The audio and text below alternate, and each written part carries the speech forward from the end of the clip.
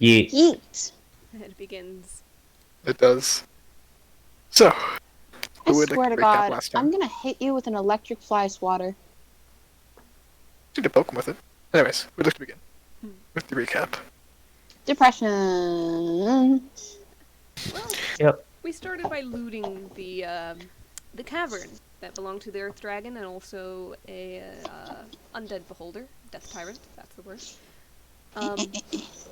There is confirmation that the portal Ash just sensed earlier is about 5 feet underground and might be holding this place up, or together, or keeping the ceiling from collapsing inward. So we decide that better leave that alone, at least for now, and we just head back up to the castle.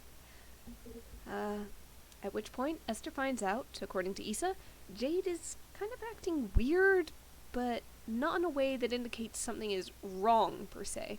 She keeps pointing at random directions, at nothing, and babbling. Magic confirms nothing is invisible in the area, but Jade says something about dream babies, and continues to babble in all different languages, a lot of nonsense. Esther meditated on it, and reached not into the ethereal or the astral, but more into the weave itself, where she began to hear whispers, and discovered that these dream babies are the unbound dreams of a beholder, echoes after the Death Tyrant's, well, death. They offer Esther the mental experience of a beholder to dream their dreams, and it was a bit of a trip. Yeah, that's a pretty accurate description. In the meantime, some of the others have a conversation, worries about Fervus, vengeance. Xenia asks Astrid and Rosalind for advice regarding Sammy and romance. Probably a mixed bag. The Two very qualified. Oh. They're the only ones who are, like, in an official relationship. Why not?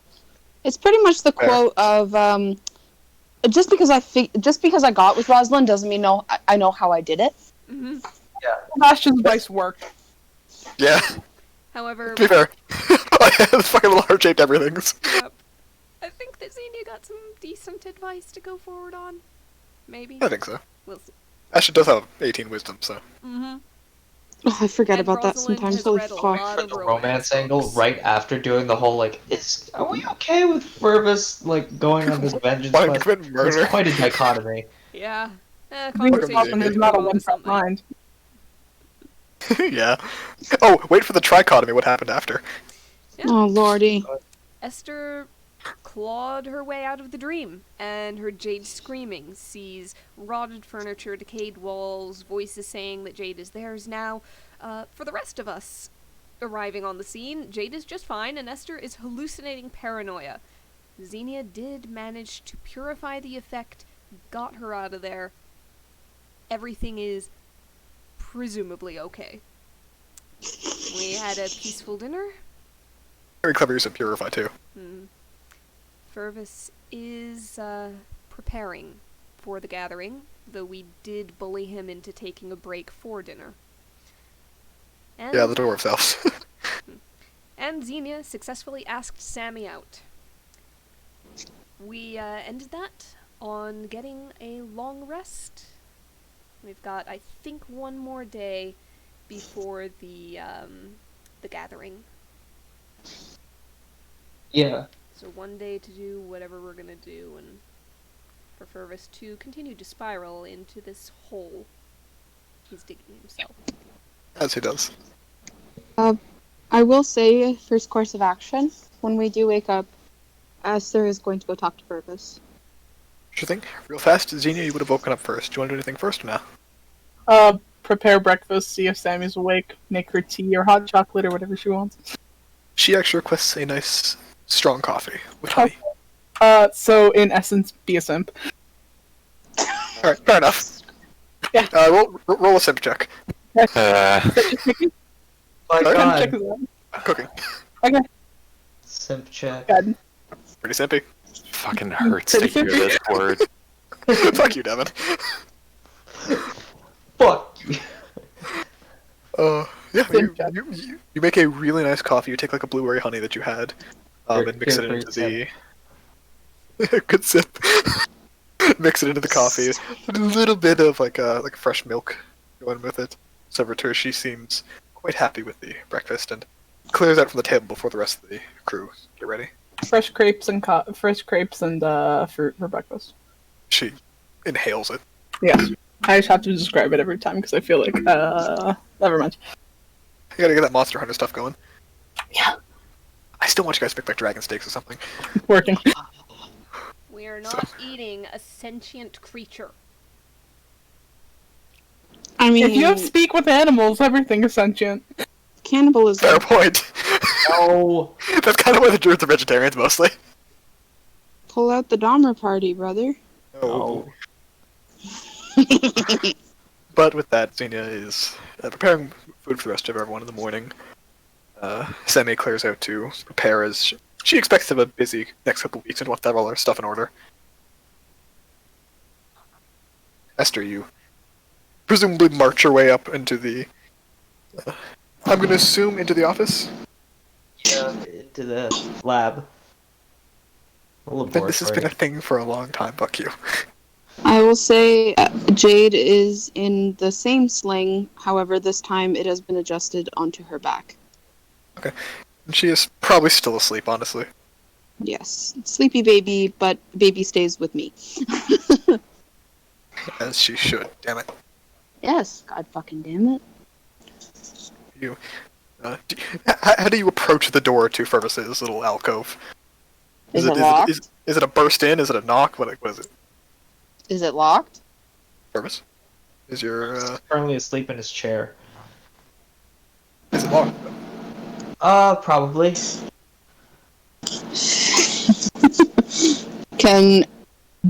When you cast Mage Hand, does it have to be in a place where you can see? Well, find out. I'm pretty sure I have it. Maybe I don't actually. I have it. Hold on, let me click it for you. Oh, I don't think I have the At a spells. point you choose within range, so Oh, god technically you don't have to see it. damn. You can only If I open find- an unlocked door. Damn it.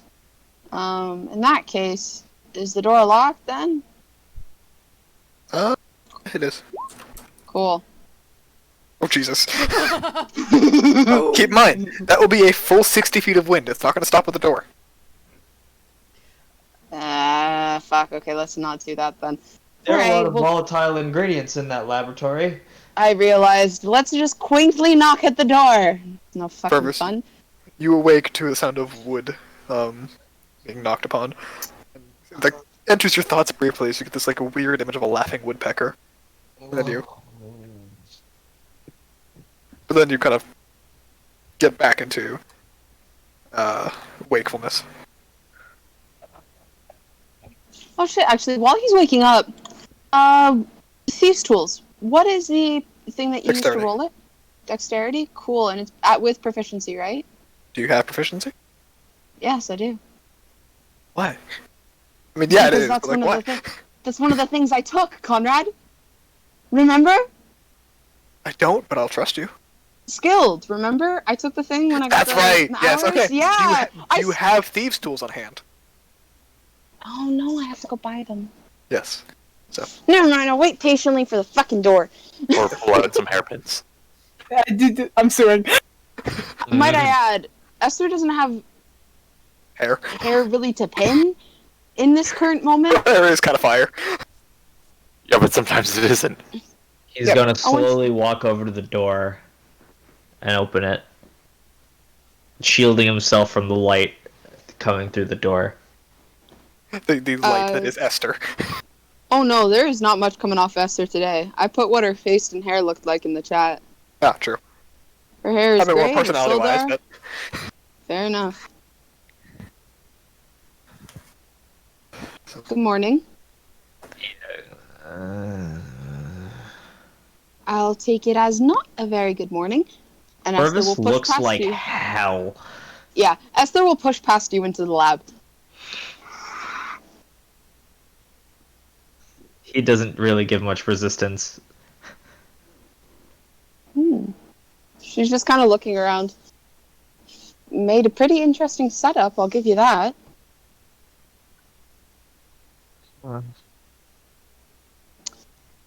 So, do you really think working yourself like this is the best course of action? There's no judgment in her tone. This is a genuine, honest question. Dwight won't let me go to sleep. What do you mean? He's gonna be there. Yeah. I can't rest. The core of hatred in my soul won't let me. Okay. Wow, I'm Asta. suing now. Hey, Alright, hey, anyone gonna sue for an um, edgy ass character? Even the motherfucker over here is definitely gonna be the one doing it. He didn't have any Fervis. lines like that. Fervis. Killed his dad. Edgy. You need to stop hanging around Asta so much. Okay. Look.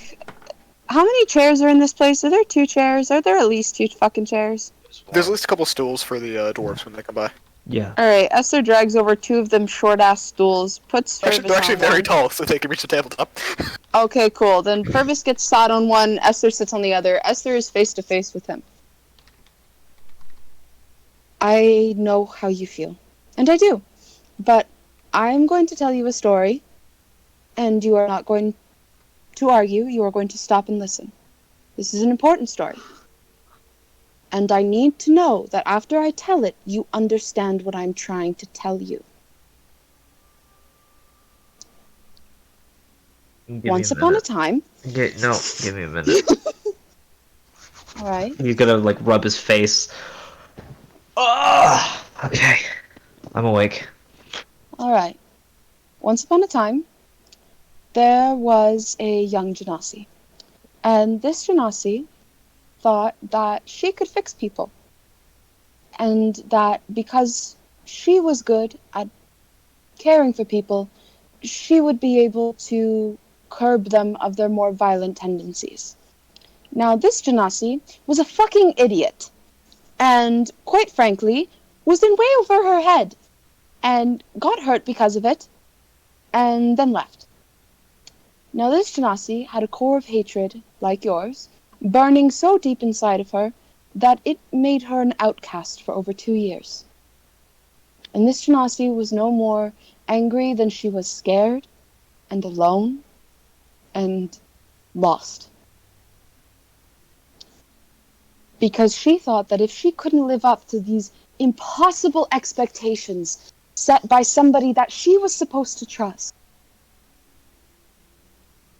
that made her nothing in the eyes of anybody, least of all herself. But then this Genasi took a job and made friends, found people, found love again, and that core of hatred stayed. It didn't go away. I'm not telling you a happy, fun little tale, but I'm telling you one of hardship and healing. Every fairy tale has a very happy ending where the hero or heroine gets whatever they attempted to desire, even though they might be missing an arm or a limb or emotional stability. But the point of the matter is sometimes that doesn't You happen. get a prosthetic for that. Sometimes there is no happy ending to a part of your story. Because sometimes that happy ending isn't given to you.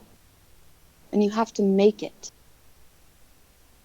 And it takes time. And it hurts. And it takes blood and sweat and tears and hardship and loss. But eventually you find that happy ending and you force it into existence. Because you deserve it. And it takes time to recognize that. And if I was your age, and I'm not that much older than you, but my God, if I had known some of these things when I was 17, fucking shit. But the point of the matter is I'm not trying to preach to you. And I'm not trying to lecture, God no. And I'm not trying to dissuade you from fighting this man. But I need you to know that after the fight, and after it is over, the hatred is not going to go away. Because you haven't healed. You've just fueled it. And I understand your need to do this, and I respect it, and I support it. And I will be there to watch you kick the shit out of this man. And I will cheer on the sideline for you. But you need to be prepared. Because it is not going to get rid of that hatred. It is going to stay. And it is going to fester until you can let it go. And after the fight, you will not be able to let it go. It will only be stronger, and it will only keep burning.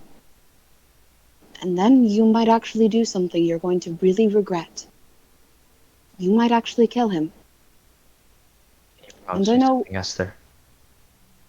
What? When the dust settles and the fight is over, whether I win or lose, I need you to help me.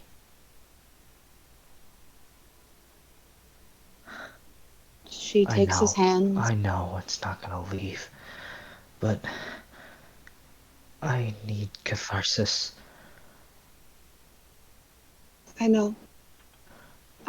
That's why I haven't dissuaded you. I know.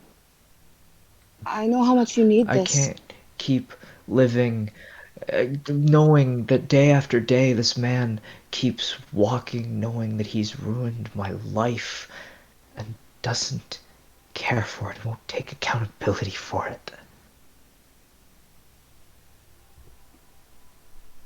I'm going to tell you something. much more cynical of me, take pride in it, that he ruined my life and mangled the bright-eyed little boy who grew up in the tribe into this. Grew up in the Esther. tribe. Grew up in your group or in one of the actuals? In my group. No group, I know. And I'm going to be here. You don't think I want to fight the person who broke me? You don't think I want to watch him bleed? You don't think I want to stand over him and know that how he made me feel means nothing anymore? That he means nothing to me anymore? That he has no control over me anymore? Do you know how badly I want for this? I would die again if I could have that moment. And that's the issue. Because when you have that hatred and when you have that desire to see the person who wronged you experience as much pain as they caused you, it will hurt you even more, which will lead to their own satisfaction. I'm going to say something, and it's going to be hard to hear. Quite frankly, I don't think that man thinks about you much anymore. And I know that's very hard to hear, because he's a man who ruined your life. He's a man who broke you, who took you out of childhood and wrenched you into a place where you were forced to fend for yourself at an age that you shouldn't have. I know he's not obsessed with me. I know he doesn't care about me. He never did. And you need to recognize that. Because when the dust settles, win or lose, you're going to have to walk away. Because the more you devote, the more he wins. Because he just continues to consume and consume and consume. You're your own person, Fervis. I have seen you fight on a battlefield. I've seen you study. I've seen you be with people, make friends with people. You're one of us now. You're our family. You're my family. You wear my seal, my family seal. That bears a mark of importance that I can't even begin to comprehend, that I can't even begin to articulate, is the better word. I know how important it is. My family name is an old one, Fergus, and it is a very weird one. But regardless of the fact, you're part of that now. And when the dust settles, as you said, I will be here. Because I'm going to need you as much as you're going to need me. Because when my dust settles, win or lose, I'm going to need somebody to help protect my daughter. Because if that man knows that she's alive, and he will know, he will see her, and I have no doubt. But once he knows, I don't know what will happen. And when the time comes, you're going to need me as much as I need you. Never think that I need you any less than I need any of the others, because I need you all. And that is a very hard thing for me to admit, that I need somebody, because I'm very used to being the one that people need and not the other way around. So, again, I won't stop you. I will stand on the sideline and I will cheer as you challenge that piece of shit to a rite of combat, and I will watch you win. But when the dust settles, you need to know that I am going to stop you from killing him. That I will step in if it gets that far. And that I'm going to help you heal. Okay?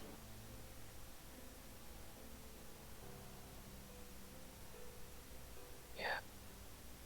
Hey, look at me. And Esther will put a hand on the side of his face, just kind of tilt his head up.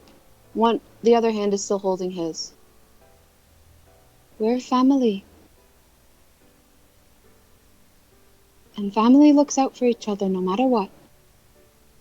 No matter what they need to do, we stand by each other. And I'm not going to turn away because of something that you know you need to do.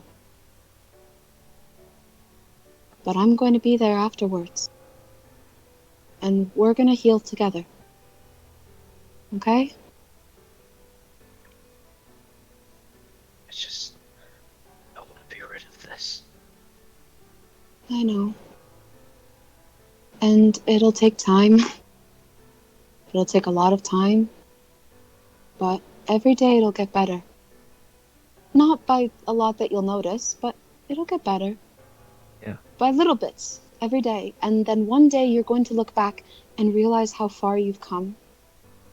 Because when it's happening in the moment, you don't realize it.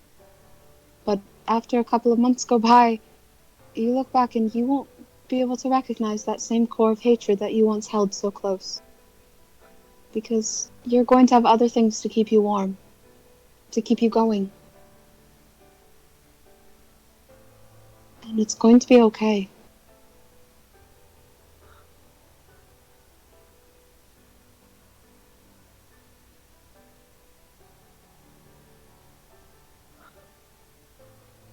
You guys hear a little voice by the door that just says,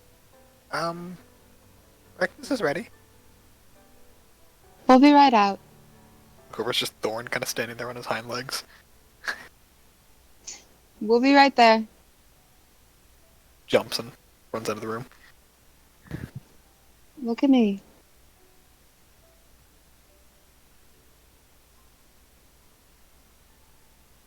You're going to be okay. And there is so much love for you in Esther's eyes. You see for the briefest of moments that her shoulder lighten and her hair lightens just to match how much love there is for you.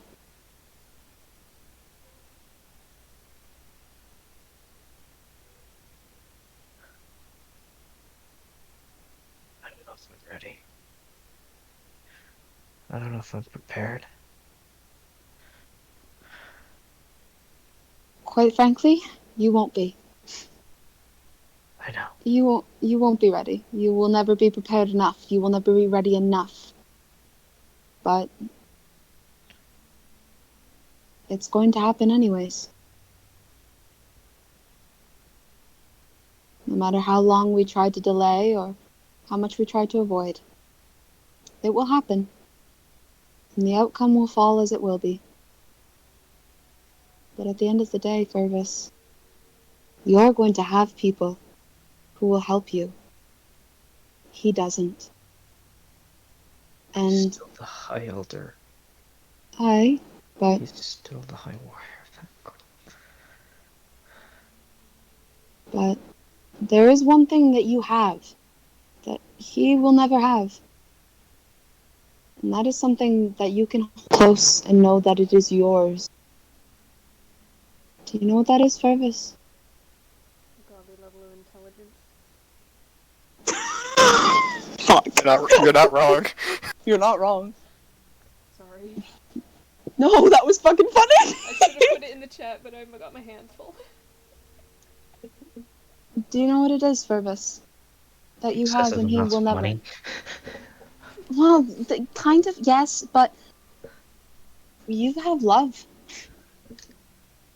And not conditional. It is, you have unconditional love. You have people who love you no matter what happens, what you do, no matter what they do, no matter what occurs. You have that. And that is one of the most valuable things on this earth.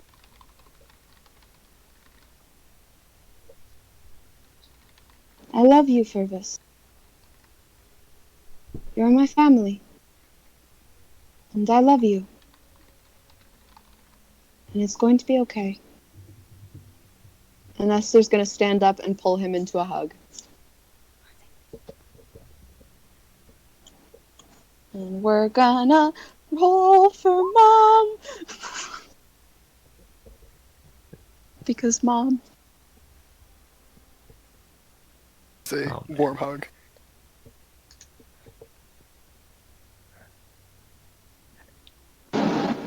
What'd you say, And John? then go boom.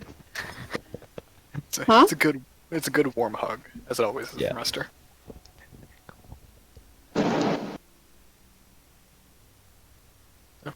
As you guys All right. race in the cold and quiet laboratory.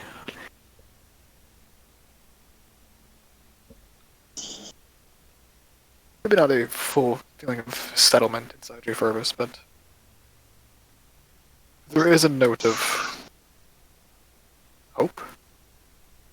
Maybe just a chance for some other mindset.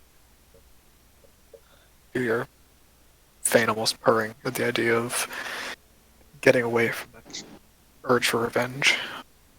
Yeah.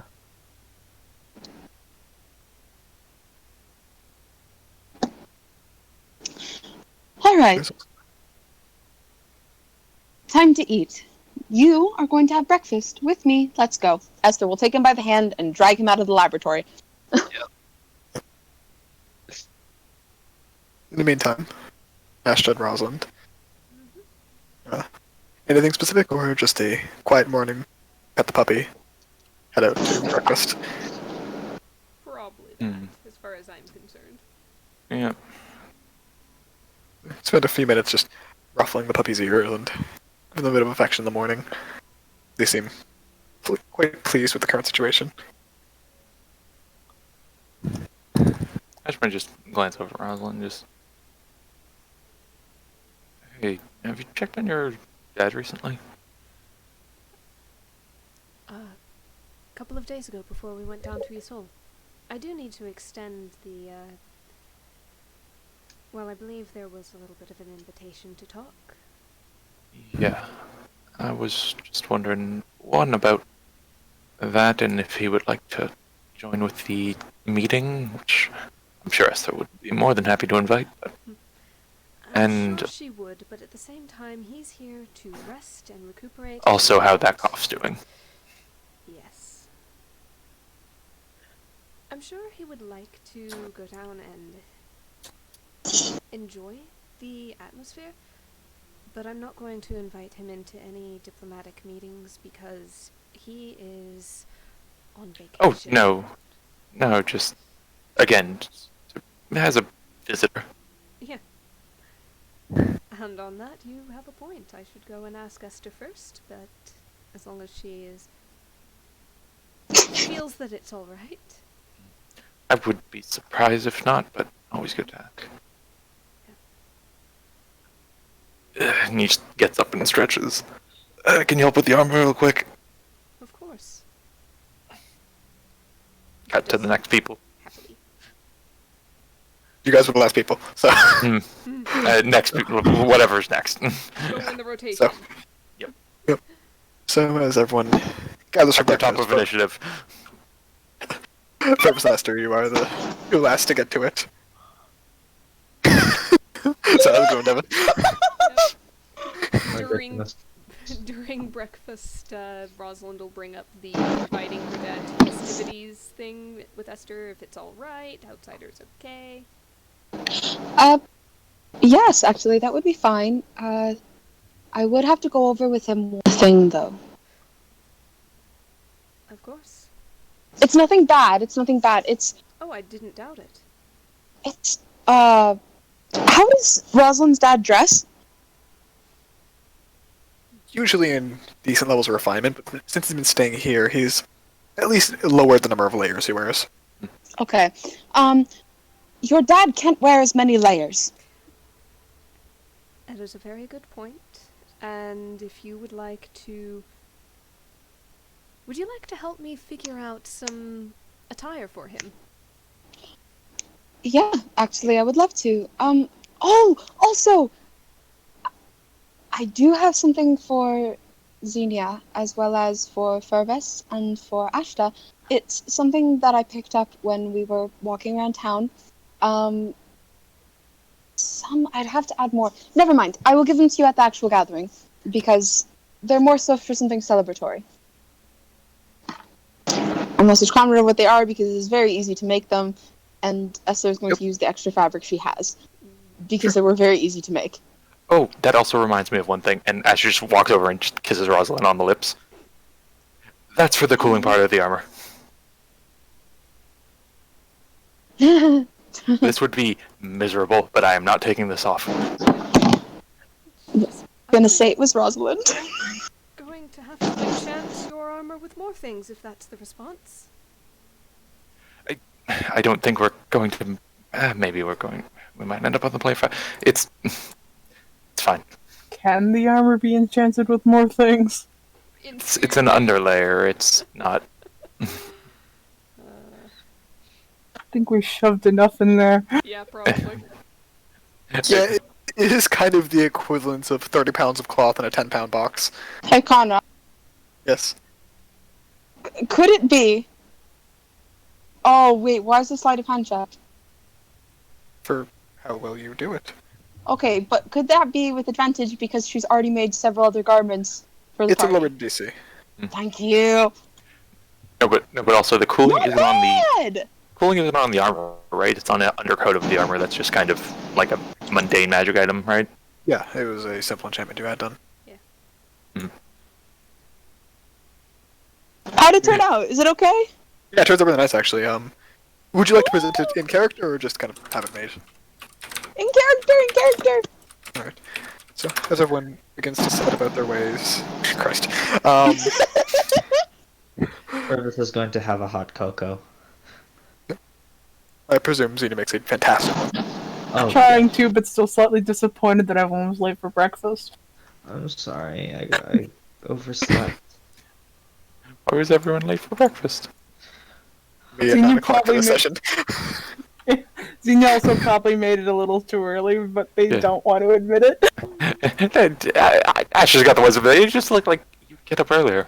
Shut up. You see So- Rayla kind of put her hand up like, I was here. Pancakes are very small, Rayla, though. really, you had multiple... You ate half of my batter. Also, I'm going to go down on a limb and say you were invisible. Just Well, I the was, batter? but Or- I'm usually invisible. Yes, Did you drink the batter? yes, I've seen her do it multiple times. It's just, you see it, like, and then it just disappears. One little Hey, you just take a little blob. dandelion stalk and you take the top off, you take the bottom off, and you just. Oh, Disappointment. Mood. Uh, Esther's- Does it help if it was really good? I appreciate it. You give me grief for the garlic. Yeah, garlic's gross. Elves don't get salmonella, and Fae don't get salmonella. Yeah. Also, As eggs long as it- probably don't need to be refrigerated here because, obviously. So, Mm. Bastards. raw eggs. Jade is probably loving not a pancake. problem. Baby with But the you pancake. guys, you see Esther after feeding Jade herself, head off for a bit to do a bit of sewing. Takes not too long, and Esther, you go to grab Rosalind to present it to, or just you? Oh, Rosalind. Alright, Rosalind, you get a knock on your door about an hour later. A very excited Esther holding a folded piece of cloth. Okay. So, listen. I know you have one, right? Because I gave you my extra when we were... Do you still have it? Of course I do. And she goes over, opens up her chest, and it is very carefully folded, kind of in with her special clothes. Oh. Alright, well, I made one for Ashta, one for Fervis, and one for Xenia, because they all need to have one, and I swear I'm going to tie it onto Ashta, and I'm going to knot it in his armor so he can't take it off. But the point of the matter Ashta, Is- 50 feet away. is I also made help. these. And Esther pulls out almost these gauntlets, in a sense. Like, there are bands that go around the wrist and bands that go around the ankle. And she hands 4 over to Rosalind, 2 for the wrist and 2 for the ankle. She goes, these I made for you and for Fervis. I made 2 for Xenia. I didn't make any for Ashta because I know he won't wear them. But these are extras for dancing. It's something that my family makes on their own as well. But most, I don't know if you noticed it last time, but usually most have them. I have my own, but I didn't have enough time or material to make them last time. But now you'll have them. Ooh, and she's just gonna give Esther a big hug. And Esther hugs her tight. And they are the same color of the cloth that Esther had given you. Somehow, she managed to find roughly the same color. We don't know how. You're a 15th level wizard? We're just gonna gloss over. But anyways, this one is for Ashta, and she pulls out a darker, almost like a... It's a very dark blue. This one is for Xenia. It's a... Oh, Christ, I forgot the colors of shit I gave you people. Fuck me. The things match the colors that Esther had already given you. I have I to look believe through Xena's it. was like a green purple?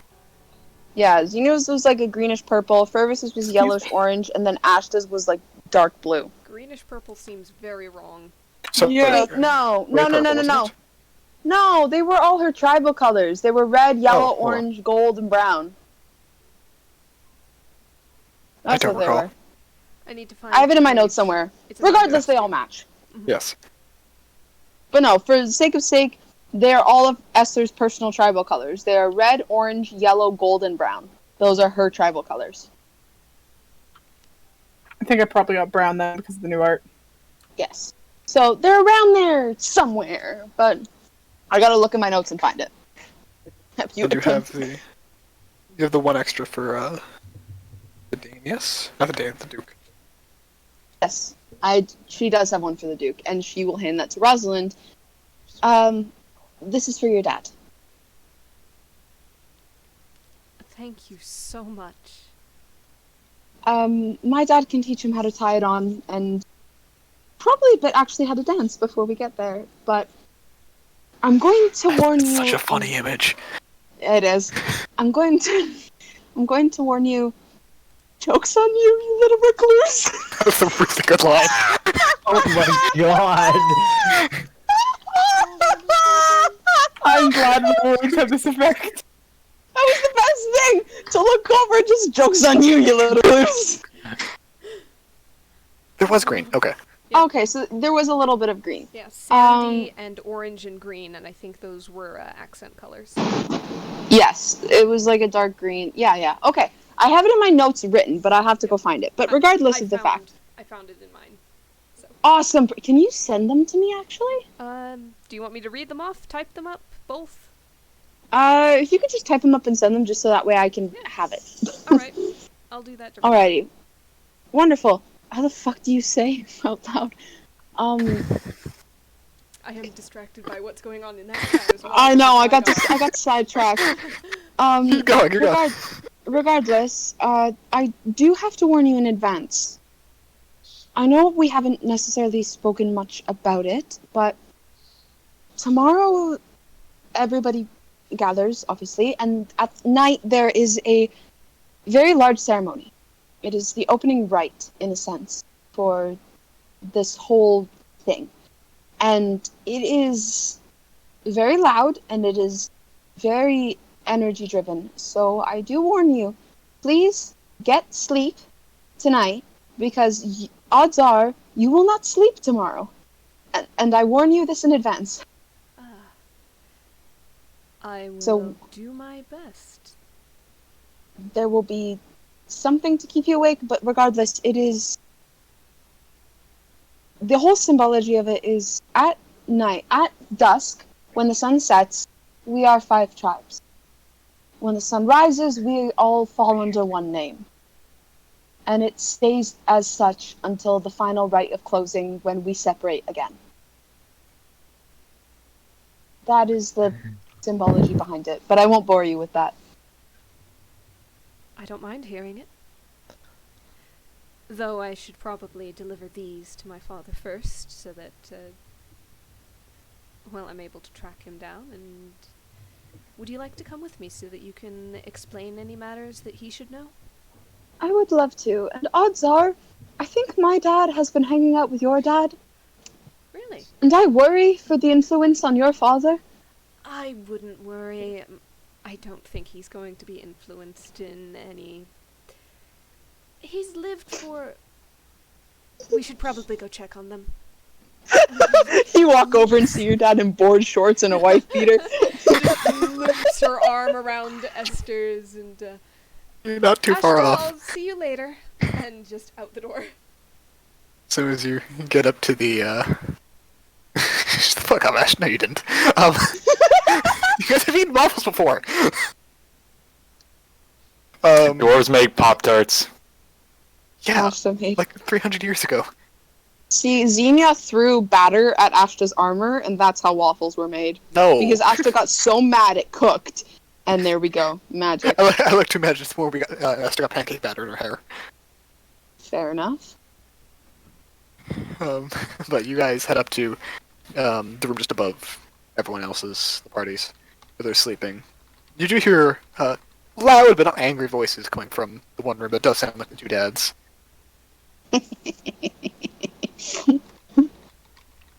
I fear for your father. Knock, knock, knock on the door. You don't hear any wavering of the voices. Might have heard you. Is the door locked? No. Esther opens the door and walks in. And you see Rosalind's dad slam his hand on the table like an 8 and a jack is a perfectly acceptable hand and poke. What the fuck are you talking about? Oh, hey! Hi! You're spirited? For this early in the just- morning?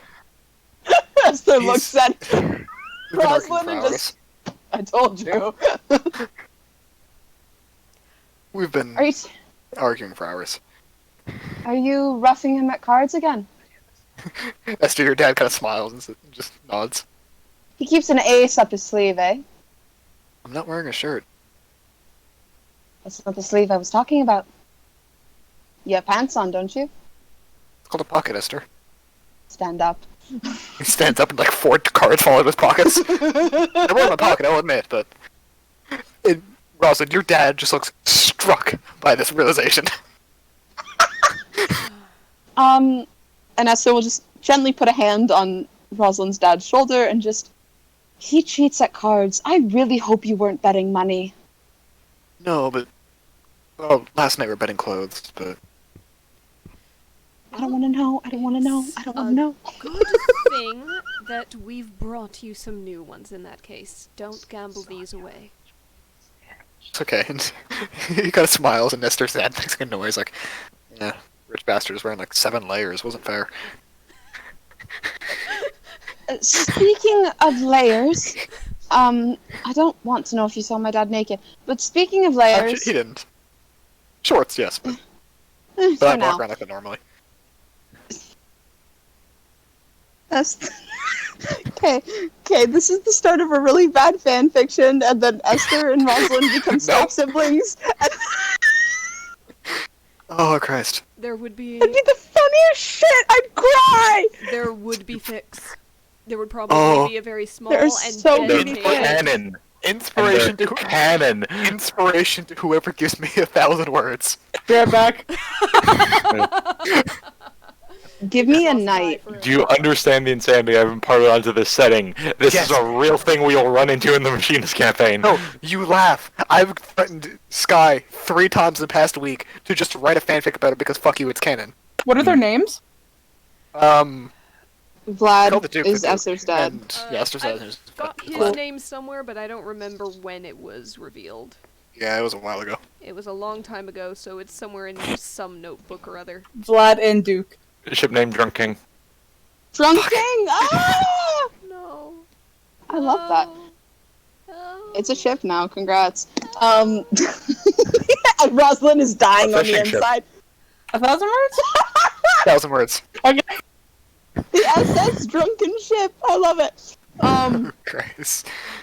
All right. Well, speaking of layers, that was something I needed to talk to you about. You can't wear 7 layers in the desert. You will die of heat stroke. I mean, I assumed.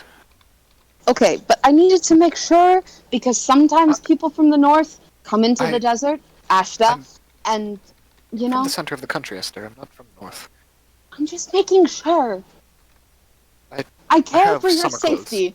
I appreciate it. I Good. have summer clothes, but if you have something to give me, I'll definitely say yes.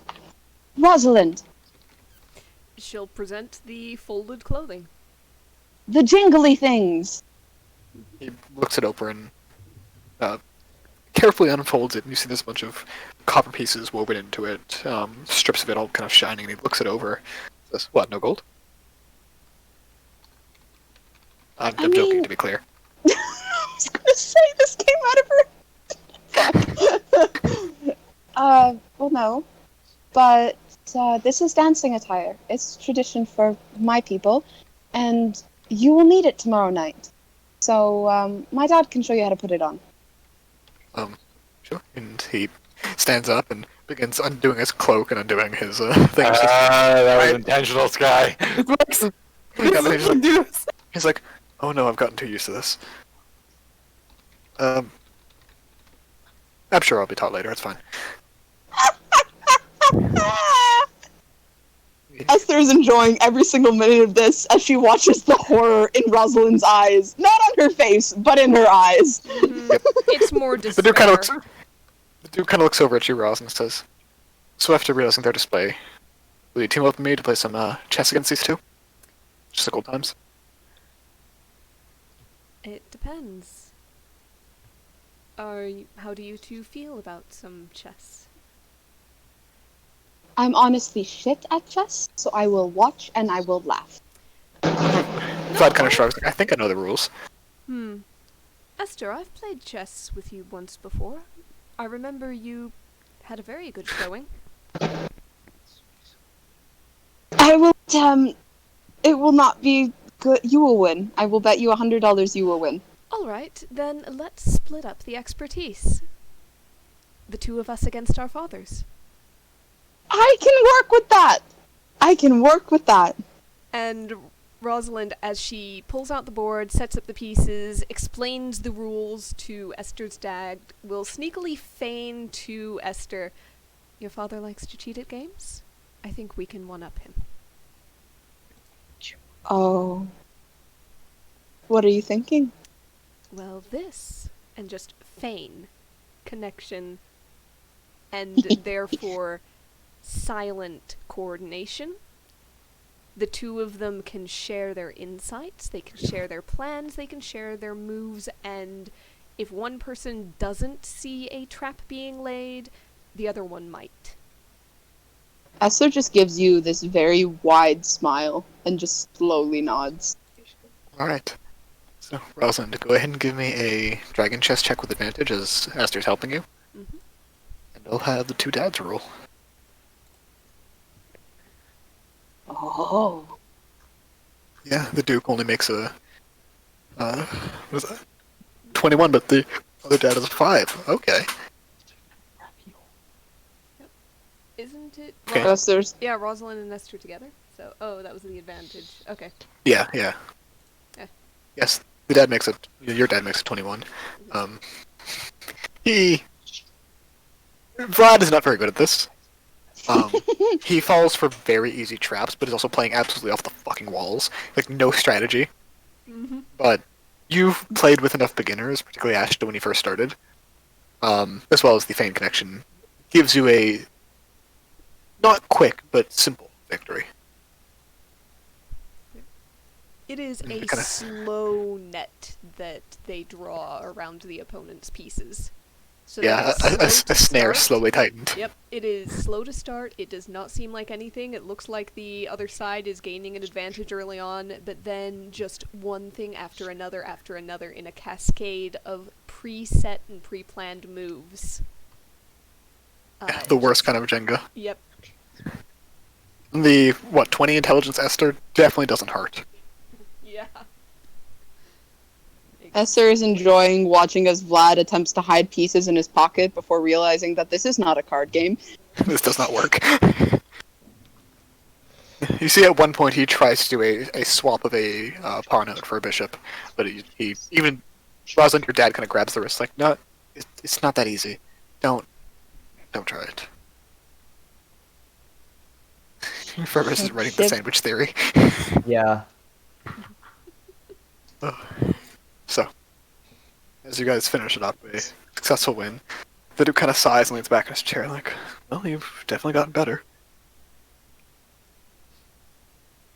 I take it you've had a lot of experience with the knight.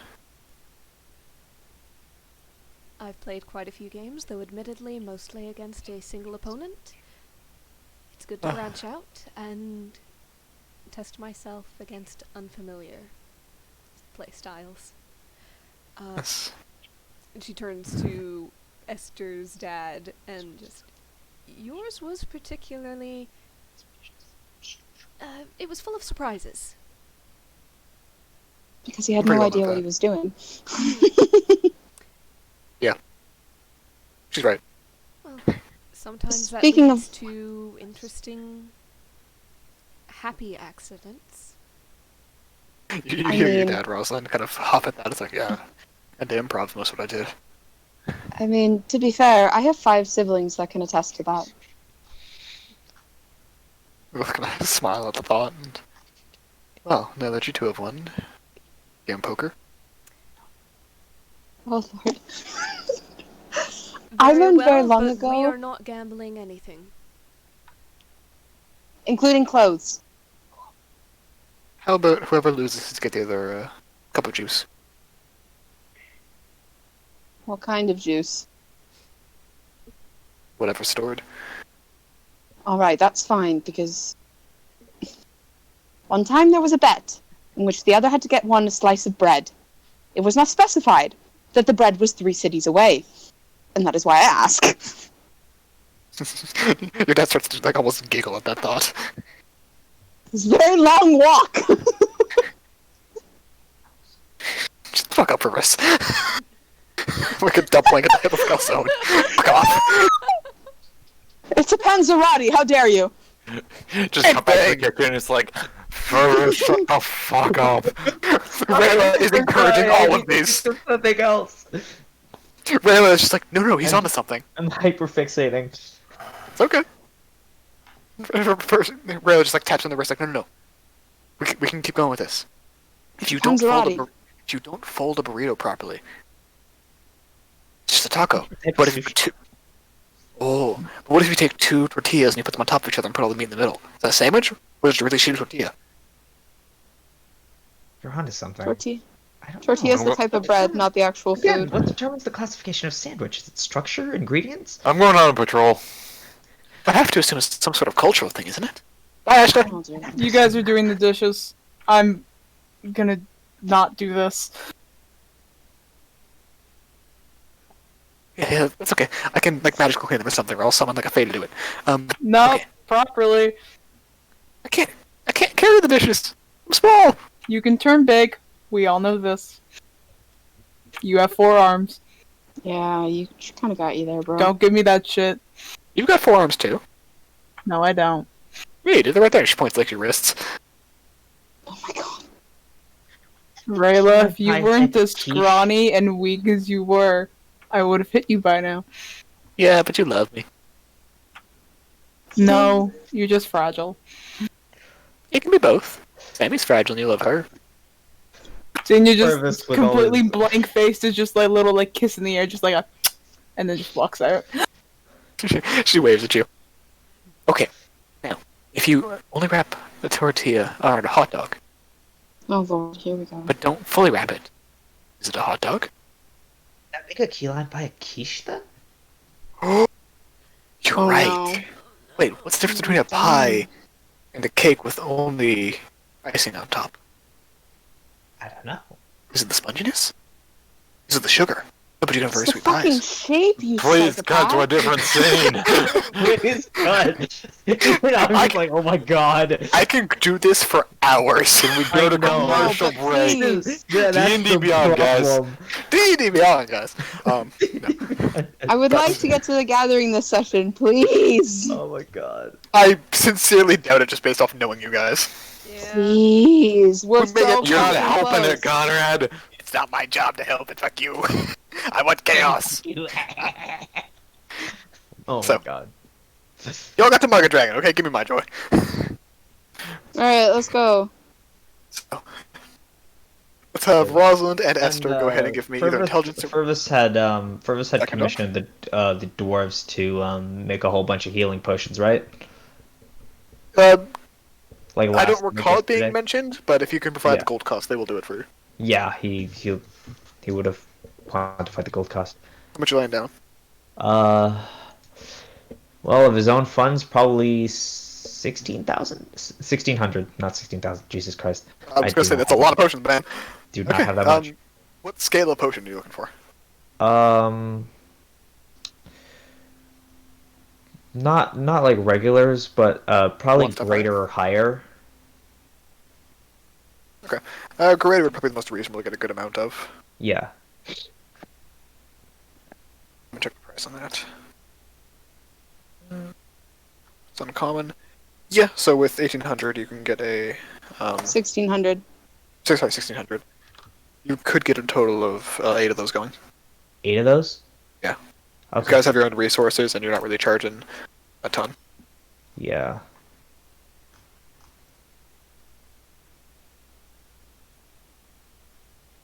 Alright, so in the meantime, so go ahead and mark down 8 greater hit potions in the inventory, by the way. In the party inventory. And Esther and Rosalind, go ahead and give me either intelligence or wisdom checks to roll against poker. Can I Oh, Jesus ask Christ. something else? Sure. I'm given to understand that poker is more about bluffing, or am I mixing it up with something else? Wouldn't it be? No, wait, No, you're right. Yeah. You're right. Depending the way you play. So wouldn't it be insight Texas and Hold'em? or deception? Deception. Inside deception, You yeah. could, only reason I'm not doing it that is because you're not used to poker, you're not used to the kind of mathematics of it. Fair. I don't So have it's- proficiency with it, so yeah. Yeah, so it's more just a base, you can do charisma, I suppose, if you'd like. Intelligence, kinda- wisdom. Can I do charisma? Or charisma, if you...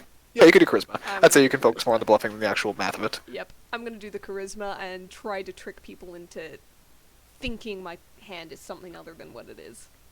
Alright. Esther has not played poker in several years. Jesus Christ. Oh! Oh. The Duke gives you a run for your money, Rosalind. Ah, I was so close to a nat 20 myself. Okay. What's Yeah, his he actually... bonus? He's got a +4. Because he's got +2 to charisma and +2 proficiency. Esther gave up halfway and started playing with Jade. Yeah. After like the silent conversations going on between Rosalind and the Duke, at some point Vlad makes one risky bet and doesn't make it. He has pretty well. He has a 19 to it with his roll technically. But at the end, it just comes down to a back and forth of bluffing between Rosalind and the Duke. And give me a second check. Give me an insight check versus his charisma, and he'll make one against you. All right. 15. Okay.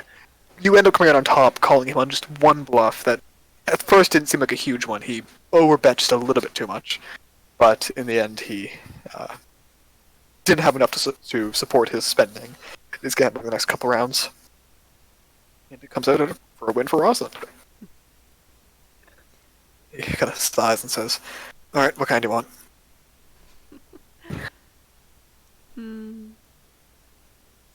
I usually say apple, but...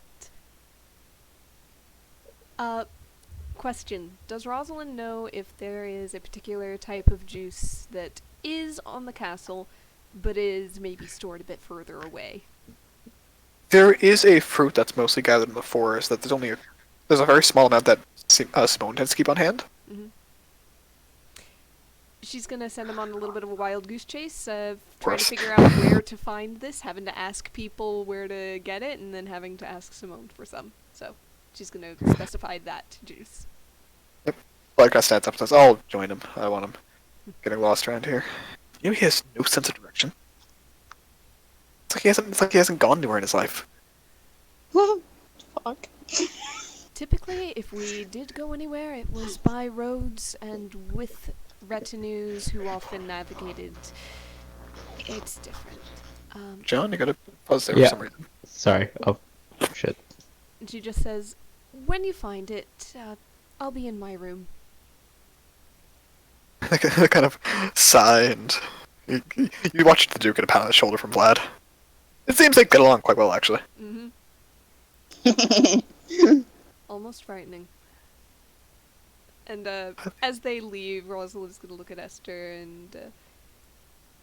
So, what is the likelihood that when I return my father to Anther, I'm going to have to either request or purchase or win his various items from your father? That depends. How good is your alcohol in Anther? Well, I know You have a we lot of fruit in very your area. very nice selection of wines, mostly fruit-based. He'll take that. But odds are, anything that he takes, he gives right back. My dad isn't one to take something out of cheating. If it's an honest game, he'll keep it, but if it's just something between friends, he doesn't really mind. In that case, I have no worries, because if my father loses something in an honest game, it's his own fault. No, if my dad actually does end up coming out on top of something, it will be an honest game. He more so just cheats to give people a run for their money, which I find incredibly entertaining. Anyhow, oh yeah, good. Switch. Under patrol, go ahead and give me a perception check. Oh no. The ghost of Scorpio is waiting for you to walk on the roof. Forsooth, they're not. Why, I am so dead. 13. You catch a strange sight of Simone having a conversation with Esther's dad. And they're slowly walking towards the lake as they talk, seemingly getting more and more animated while they speak. The Duke kind of... Eventually, every once in a while, you see their heads turn to the Duke as he makes a comment, and then quickly turn back between the two of them. And it's nothing like, mischievous, but it's definitely an odd sight. Simone being followed by a massive white wolf and two very excited dads. As they walk closer and closer to the lake, at one point, you see Esther's dad make a bit of a quick move, and Simone flinches and throws him over his shoulder into the lake. And then just like both hands go up to the face, like, oh shit, and you hear like, across the court, you're like, oh shit! And Very quickly, you see Rosalind's dad like strip off like 2 layers and like dive into the lake to go after him. Water Genasi. Makes it worse.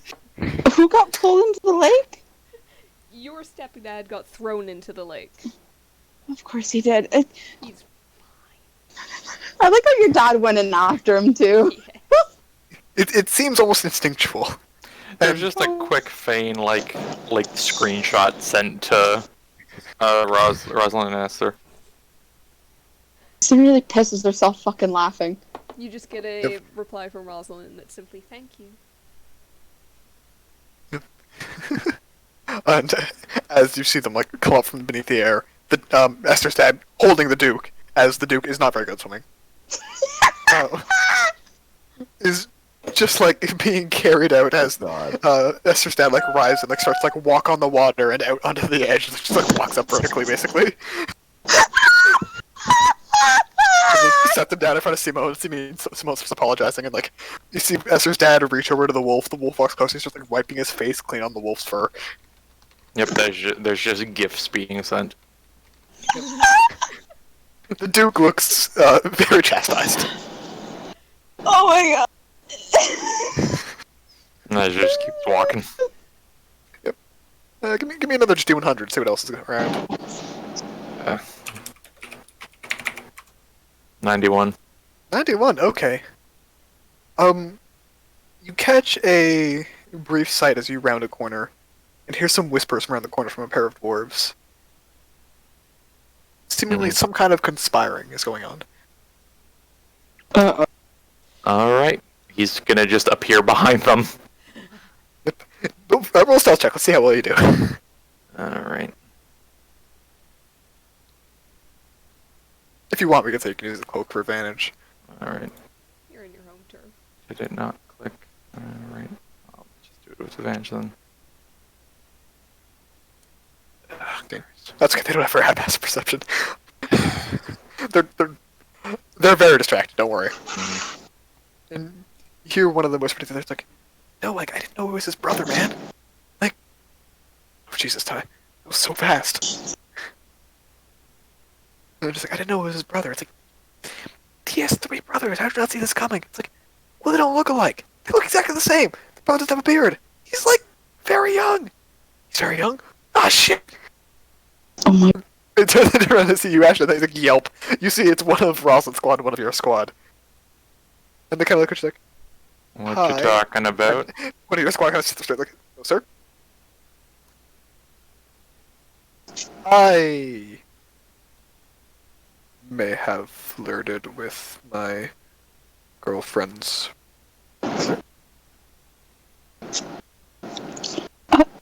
Oh. Tilts his head and goes, It was as a joke, and she got very upset. I didn't understand why. looks to the other one, and you They've got like this like hidden grin. are just enjoying the story. I was the one who told him that they were siblings. He didn't know. Mm-hmm. Just like a shit die. Sorry.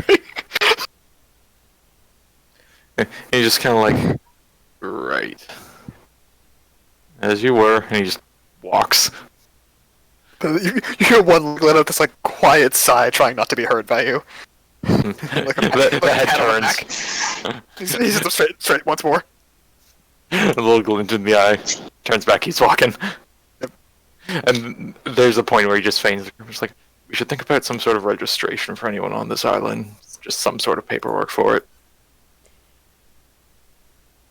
We do need to bring up the name we have for the island at some point. That too. But just something that people can figure out where others are from and stuff like that.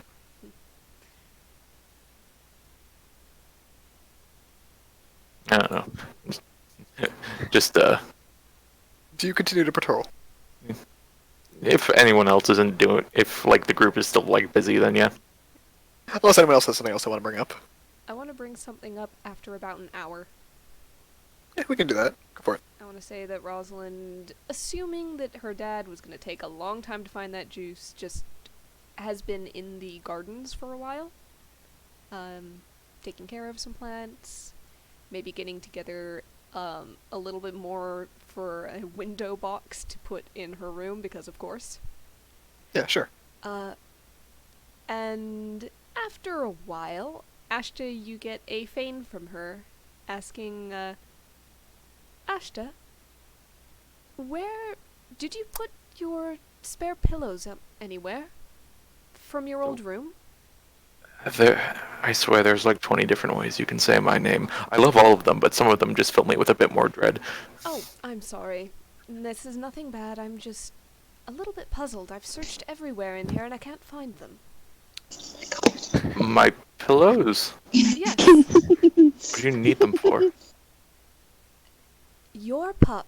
And she sends a feign image of another pillow exploded in the room.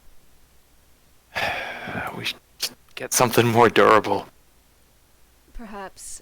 Or Get someone to like sew or just something out of a bit more leather. oh, I've done my best. I'm not sleeping on leather pillows.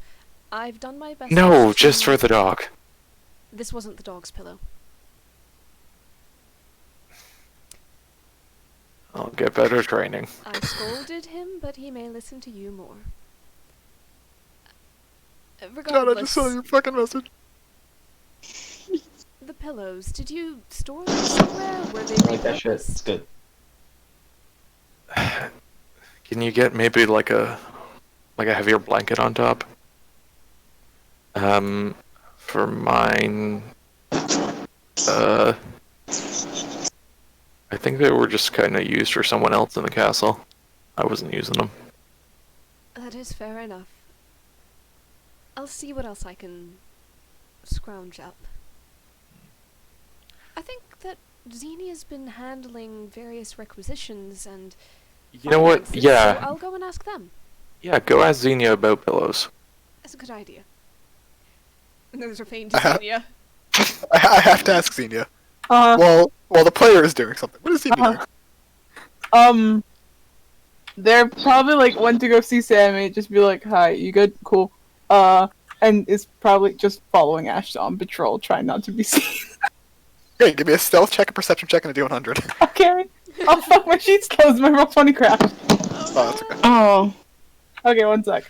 Side note: Esther might just like end that off with like, "Oh, and make sure you mention to Xenia that they're missing, not that you just want more. Apparently, they're been hard to come by recently. Might put more of a priority on it." Can I insight check that? He's not lying. I'm seeing if he's got some sort of mischief behind him, because that's the sort of thing Rosalind will want to cultivate, if so. Mm. For it. I'll say you Would don't have get interest in. disadvantage from not being able to see him. Oh, Jesus. I can't beat that.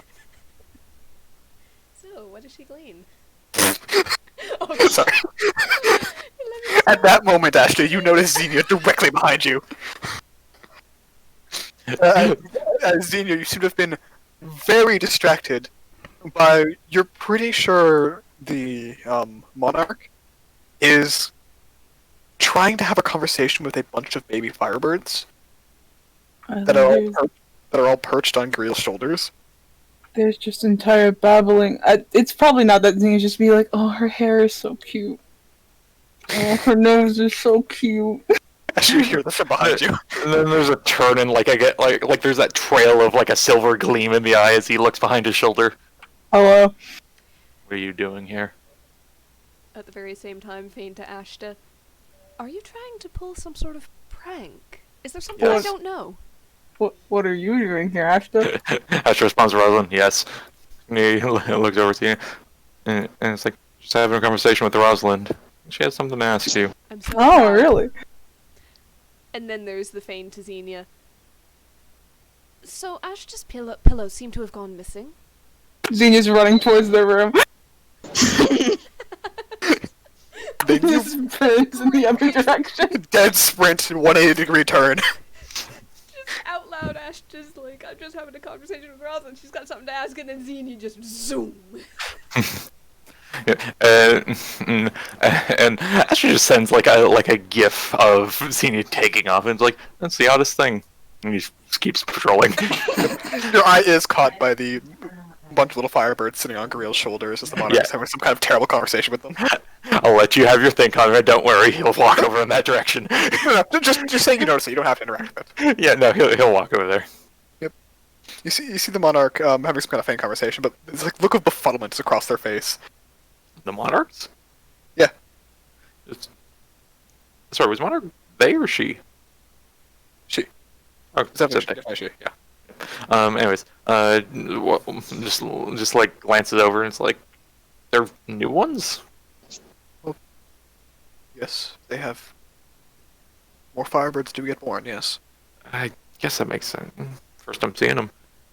They usually are kept pretty hidden, but they seem to like Goriel. Yeah, just kind of like glances. Yeah, is Grill still like in trance? Yeah, he's been in trance for 2 days now. Just kind of walks by and just like does the wave in front of the face. No response. His eyes are open, but are a pure like cobalt blue. Yep. The birds, as a note, are very small, very round, and very fluffy, and very bright. You'll just like put a finger out to one of them and just like look back at the monarch. It's like, I don't often see you befuddled. Yes, they're. How do you people refer it? They're using baby speak, but across the fane, which is These it's little interesting. guys? Is interesting to translate. Yes. Yeah. And one gestures towards you, and one of them, like a bright, like fluorescent purple one, looks up to you, and I refuse to actually make the noise, but in like the uwu style, goes like, "Would you like to commingle?" Would you like to commingle? Yeah, I can't do it. I refuse to. Asher doesn't know whether to like curl into himself and die or think it's cute, but he's just like, sure. And they basically give like the just like the nonsense. Mm. It seems to might only know like 4 words, and it's "Would you like to commingle?" Yep. Asher's just like, I'm sure you'll grow up to be big and purple. There's a proud chirp. Looks back up and it's like, so is this not something you're used to, or? No, I'm just. These are a bit younger than I usually attempt to speak to. They gain fame very quickly. They There's flocked the, out even more with this guy here. Yeah, and he seems to be a beacon of energy, as most of you are. And possibly with the lack of dragons, might be that they are simply able to live more freely and have more of a chance to be childs. Actually, speaking of that, I guess more of a thing is your conflict with dragons instinctual at all? More habitual than instinctual. Okay. So then, would it maybe be a good idea to get them used to our scaly friends? Oh, if they weren't raised around them, it shouldn't be an issue, but some of the older ones, I am trying to keep the tempers down. But we're not creatures prone to violence. Nods. I was like, yeah, but if the younger generation is friendly with them, might sway a bit. It's true. It's a good point, actually. Where is Beerus? Good question. And there's just a quick vain answer. Hey, do you know where Paris is? No idea. Quick to Issa. You seen the dragons anywhere? I saw the silver one recently. Seen one Whereabouts? hanging in the lake with Sister's dad. Hmm. That was a couple days ago, or a couple hours ago, though. Fading to Carson. Have you seen any dragons recently? Why? Full dragons, not the terrible ones. Why do you ask? That's not a good answer. And Asher just starts going towards Carson's roof. He's like, oh, I'm gonna be right back. He kind of nods and says, "I'll be here." And he- Make your way to Carson's room. You find him in there holding a soup pot lid as a shield and a ladle over his head. Like, what do you need? There's a slow blink. What did you do? I didn't do anything. What happened to you? Nothing. Insight. You don't need to. Yeah. Okay. Your passive insight is enough. He's up Yeah. to some shit. His disadvantage against bullshit with me. Yeah. And just like, what did you do? I didn't do anything. What didn't you do that you should have? Business. And he like opens the door and walks in. You open the door and you see a very very blinded and confused looking Pyrrhus, as he seems to have some sort of molten gold accidentally like across his face, like he blew out a candle that was too wet. I will kill him.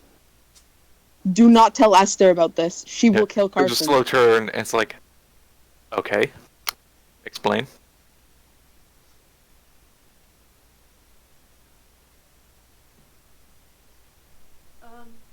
Yep, you hear me? Is there? Yeah, I was about to say. Sorry.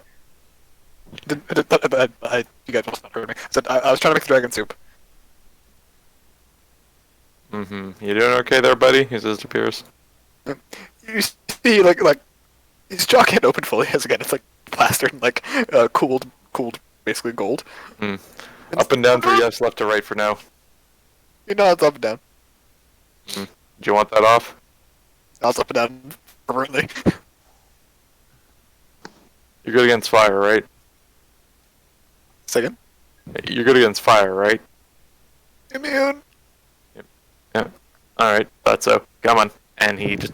Astra walks over, picks up like half of him, and goes, you're getting the other half.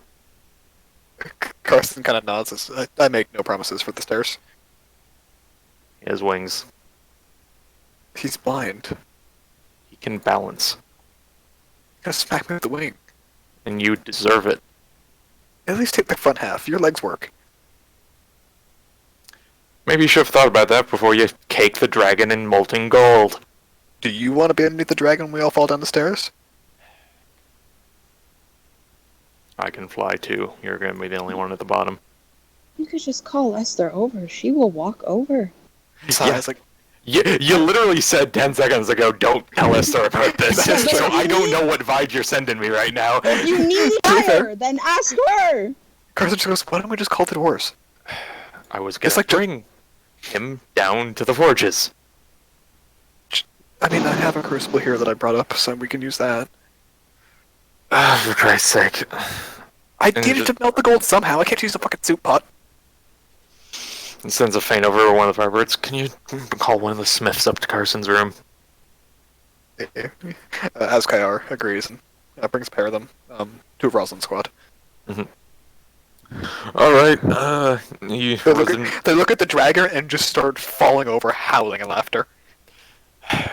Resident business dumbass over here did this, and and we need your help to fix it. They're laughing, but there's like a thumbs up from one of them. As they basically help bring the dragon over to the crucible and basically stick its head in the coals and light it. Asher just like pats him on the shoulder like, it's okay, buddy. It smells so good, but I can't eat it. Son better get food after this, I swear to God. As the gold all melts off eventually and drips onto the coals, you see him just like mouth full into the coals and gold just crunching through it all.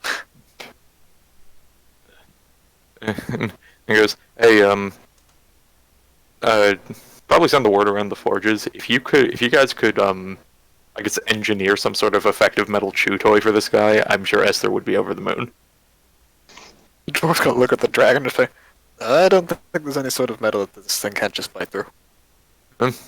Well, I guess that's up for you guys to look through, isn't it? No, You're telling me your metal's weak? Weaker than a gold dragon, yes. Hey, we've seen this dragon get into a lot of our fucking metal. We've tried, Ashta. If you need us to find anything fancy, let us know. I mean, if you find some raw mithril adamantine, we can probably melt it together to make something. Alright, on the list, and Ashta just like pings over like a requisitions of that to Xenia and just like, hey, how's it going? What? There's, how you holding down the fort? Yeah. Literally. She hasn't found me. As we get back over. Yep. So, Rouse, you did not get a response from Xenia, I don't believe. Nope. Just, Just a gif of Xenia booking it down the hallway and going, No, oh, that's weird. it's just a thing of, oh wow, pillows are going missing? I haven't seen any pillows. That's some bull Insight fucking check. shit. Uh-oh. It's technically a disadvantage because you can't see the body language. However, I also know that Xenia booked it after an innocent question. I have Uh-oh. some of the pieces. Don't bother, go ahead. I don't think you need an insight. This thing, I just saw Xenia's roll. No, you don't. But go ahead and roll anyways. Uh-oh. Single or disadvantage? Just roll single. 9. Uh-oh. You're good. Shit. Like a 3. Pillows? I haven't seen any pillows. I don't know what you're talking about. Pillows? Damn, they're going missing? Wow. Who's What the pillows? fuck is a pillow? Who's talking about pillows? Is Who's there talking a- about pillows? That's crazy. Mr. Waffle, have you heard of that? You're very concerned about this. I am. I don't like things going missing. I'm part of the Reveal is a bookkeepers. The person I'm pining for is one of our bookkeepers. She can't know that pillows are going missing. There's going to be a loss in our profits. We're going to have to buy more pillows. You saw how many pillows you could buy. 50 Shut up.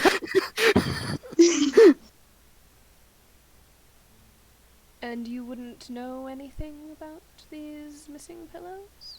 No, I don't know about missing pillows. Who uses pillows? I don't use pillows. I don't even have a bed. I love the setup for this is Asha basically went like put Xenia and Rosalind like in the same graveyard and just handed Xenia a shovel and Xenia just started digging their own grave. I love that Ashta is the master of both arcane and verbal deflection. It's so great. Alright,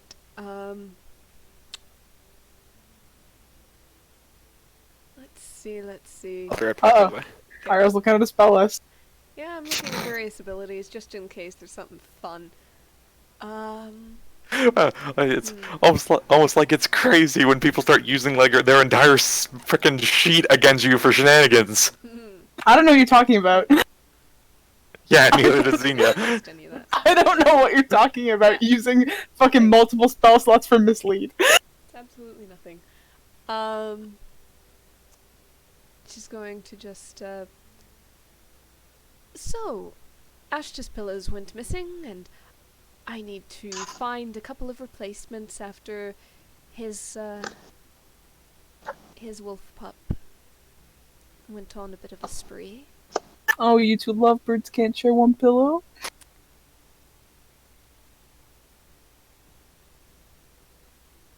It's called cuddling, Rosalind. Have you heard of it? Rosalind's gonna go out on a limb with that insight and start heading towards first. You know what? It's about pillows. She's heading towards Xenia's room. Xenia's booking it! Out of the room, locking the door and running. Yeah. See, Rosalind, you see Xenia lock the door and start to run. Oh no! Hello. Rosalind was like right there, dude. I didn't know that. Yep, you didn't know She's in that. a room. You were hiding in your Also, room. and also got that stealth spooked. from 9 probably maintains. It's an 11, shut the fuck up. I'm 11. I'm 11, so shut the fuck up. Thank Fuck you. you. Yeah, Xenia just see that she's Same just meme, gonna no turn mind. around. Just look at Rosalind. Hello. Hello. Hello. Oh. Where are the pillows? You. This is a shit fuck session. I was isn't going to it? go check the storehouse to see if there were any more pillows there for you. You seem a little bit jumpy. Are you alright? Am I? I think Ash is rubbing off on me. I spent a lot of time with him recently. I just love the mental image of just Xenia's just like back against the door with like the lock still in the door, like the door handle, and there's just like pan over and it's Rosalind, but the face is like shadowed and it's just like the round eye and the wide like crescent moon smile. No, she looks perfectly Oh pleasant. no, why did I? She Shouldn't is- you? Yeah, there is no like shadow eye and wide smile. There is spiritually one. Yeah, no, there There's- is no physical change. there's little There is flowers around fear in her. Xenia's heart. Yep. There's little flowers Nani? around Rosalind's Nani? head. And that alone is terrifying enough. I was checking the storehouse just so you know, Ashta, if he wakes up grumpy, we all know how grumpy Ashta is, and that's worse than actual Ashta. Right? Oh my god, you're trying to bullfuck shit this so fucking hard. Bullfuck shit. Yeah. Honestly, I don't think That is quite a Ashta. term, bullfuck shit. I don't think Ashta is going to be bothered by missing out on a pillow. Oh, then why do you want more pillows? Because Because Rosalind wants one. I'd like not to wake up grumpy. Take his pillow. If you don't think he'll get grumpy, take his pillow. You know what? How about I walk with you to the storehouse, and if we can't find any, you can help me put in a requisition for one. Okay. Alright. Let's go. We already walked. The storehouse. There is no storehouse. Fuck! You guys have a castle. There is no storehouse. Close You enough. guys keep most stuff in the basement. The basement. Then the basement. In the basement, there are the forges. There's the food storage. Can you guys forge me a pillow? But And a there's, better lie. there's like a cloth storage and like some feathers for fletching mostly. Mm-hmm. Not really pillows. Since we all Huh. cleared out. Appears that there are no more spare pillows. Ah, I wonder what happened to them. what if you do that? Just for like 38 of them yesterday? Uh, I don't know who you're talking about. My name is I'm not Xenia. That's one of the other Xenias. Oh, sorry, right. Tulsit. Right. Yes, I don't know what Xenia is up to. Wait, didn't you all four come back together already? Sprints off. Nope, Rosalind, I wanted to say, but I guess I didn't, had hooked an arm around Xenia's as they walked. So, if you want to sprint away, you probably could. She doesn't have much in the way of a grapple, but... Try it. Yep, slipping out and sprinting. Yeah, why not? Alright, let's try this then. Okay. For what little it's worth. Yeah, this I will say, does Xenia have the belt back? I Xenia don't, does not have the belt but back. I'm using- Not yet. Nope. The arm tightens as Xenia starts to slip away.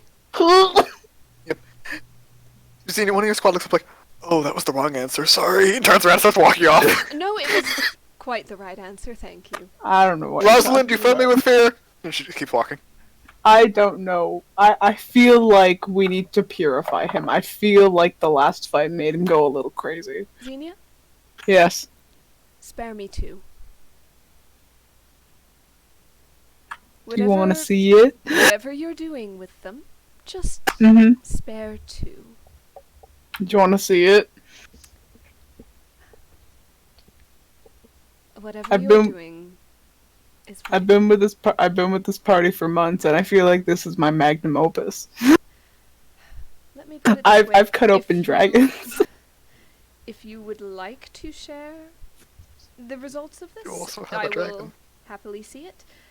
If you are proud of it.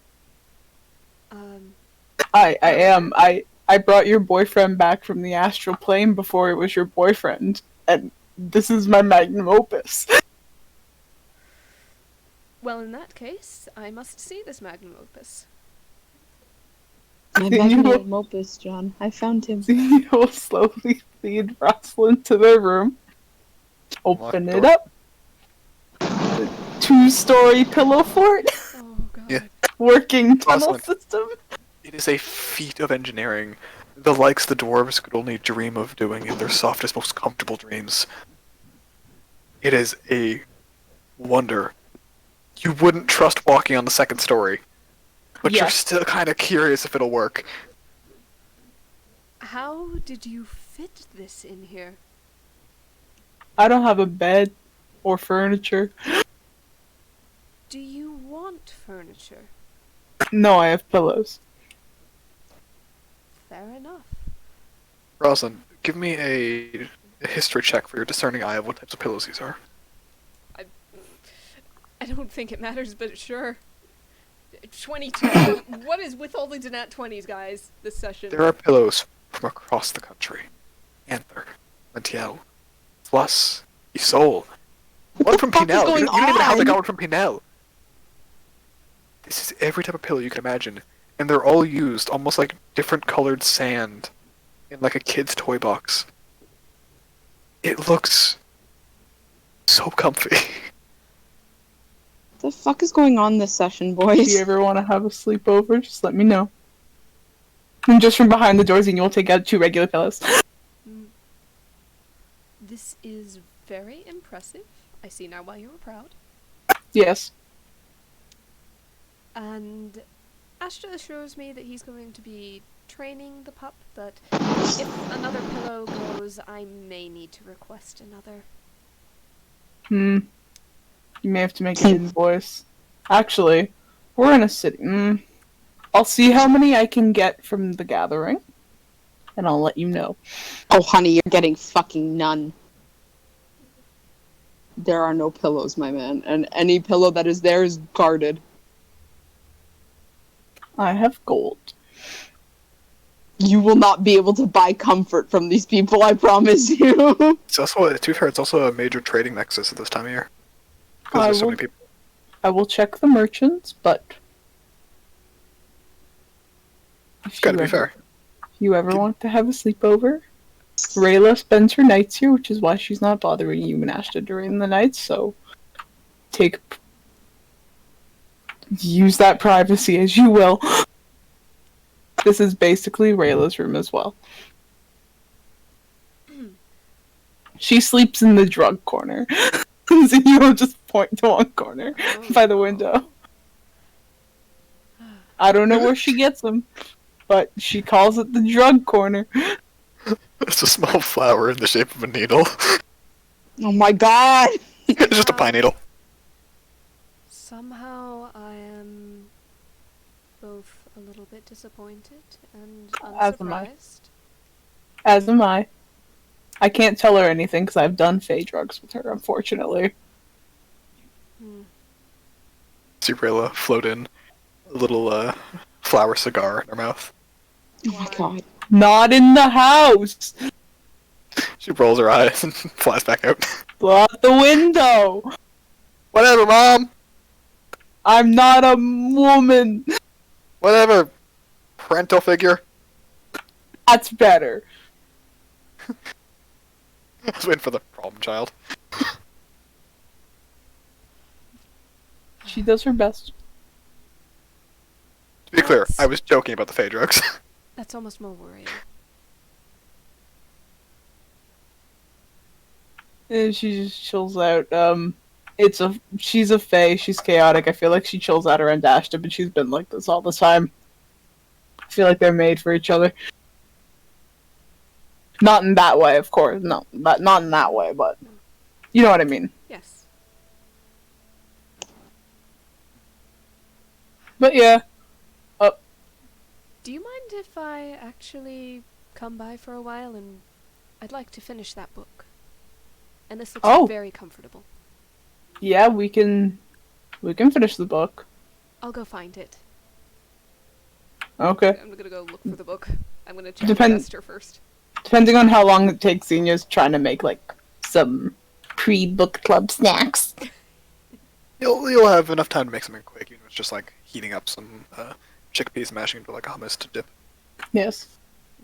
Esther, you said you Esther's wanted in to the go. courtyard. Yeah, I was Yeah. gonna say you wanted to go see Gabriel real quick, right?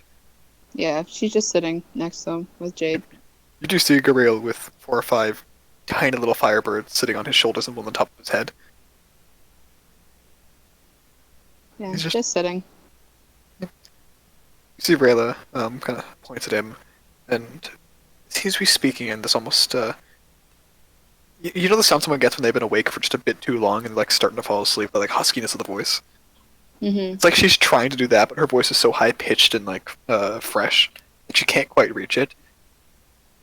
She's just like, and when you carry the square root of 3, sometimes I just seem to hate base 10. Base 3 would function so much better for most geometry. And just like nonsense mathematical equations like that. Darling, it's rude to eavesdrop. She pouts. I know. He'll be awake soon, don't worry. And then you can talk to him about all the sorts of things that he learned while he was away. She sighs and gets like this big grin on her face and points at the monarch. And just like a babbling string of tongues. And she like blinks, like pulls her hand away, like. Rude to point. It's rude to point. Who pulls her hand away? She does. She like almost like tugs it away from whatever got her to point towards the monarch. As a reminder, the monarch has a crazy brain that is very difficult to comprehend. I know. Yeah. Yeah, Esther will basically just sit and meditate and kind of, I don't know, tell Jade stories or whichever. She seems to appreciate them and falls asleep in kind of the afternoon sunlight. But yeah, that's all Esther wanted to do for today, was just sit. If you come and get the book, she gives it to you, no problem. I do come and get the book, and I bring it back, and we read it, and it takes a while.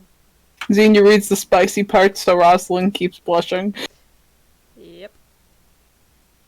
It's a good time. In a row? In a Still my row? favorite fucking video. Oh shit. Okay. About what time is it now during the day? Any specific time you want to? Oh Unless no, anyone I else have has something nothing. they want to interrupt with. But if everyone's Uh, mostly good and flavor stuff, Asher just wanted to do some yeah, go for it. boss training. Okay, you can do a couple hours. You got most of a day. It feels very much like the calm before the storm here. Yep. So how much is a couple? Yeah. You got a whole day. Do what you want. So what's the number?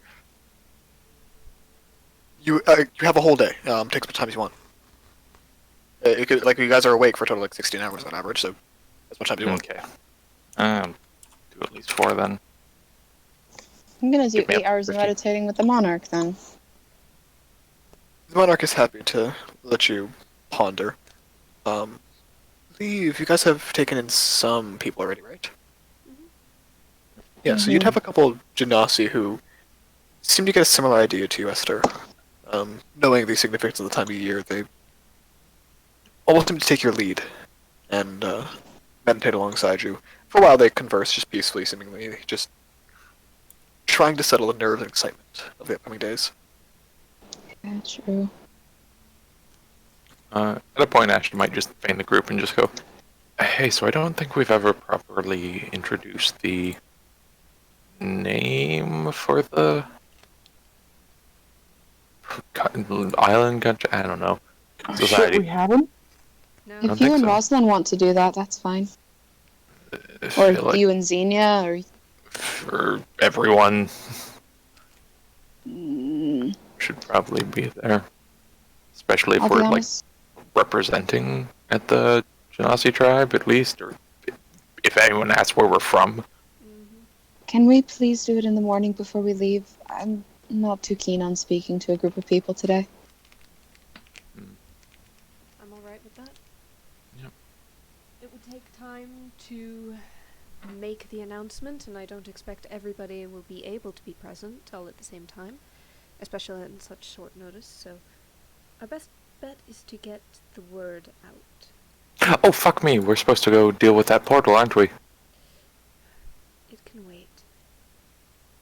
Well, we're still here today, right? We'll still be in the We don't- area after this meeting. I will say Let for there be a day context- of rest. The meeting isn't like a 3-day thing. Esther would have described earlier, it on average lasts about 3 weeks. You guys can leave and come back. Mhm. Not gonna be stuck there the whole time. Mm-hmm. And we have a castle that can travel great distances very quickly. I don't Yeah, want just to letting you know. leave something Sorry, like that longer. That was more so just it was never said, so I wanted to bring it up. I don't want to leave that longer than I have to. Than we have to, though. I am trained not to leave that longer than we have to. Just let today finish as a day of rest, please. I'm exhausted.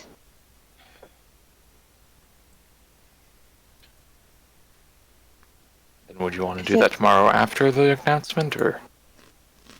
We can do it before we go to the gathering, if that helps. Sure. We can do it right. We can do it early in the morning and then get that done, and then we'll go. The main ceremony Probably- doesn't begin tonight, anyways. Probably better to have the announcement in the middle of the day so everyone's available and awake. Exactly. We'll do it in the Although- morning. There's a quick feign over. Like, hey, so you're willing to be up for like an hour or two in the middle of the day tomorrow? Snorts. Yeah, fine. Or making a proper announcement thing, and you've talked to literally everyone on the island, so only makes sense you're there.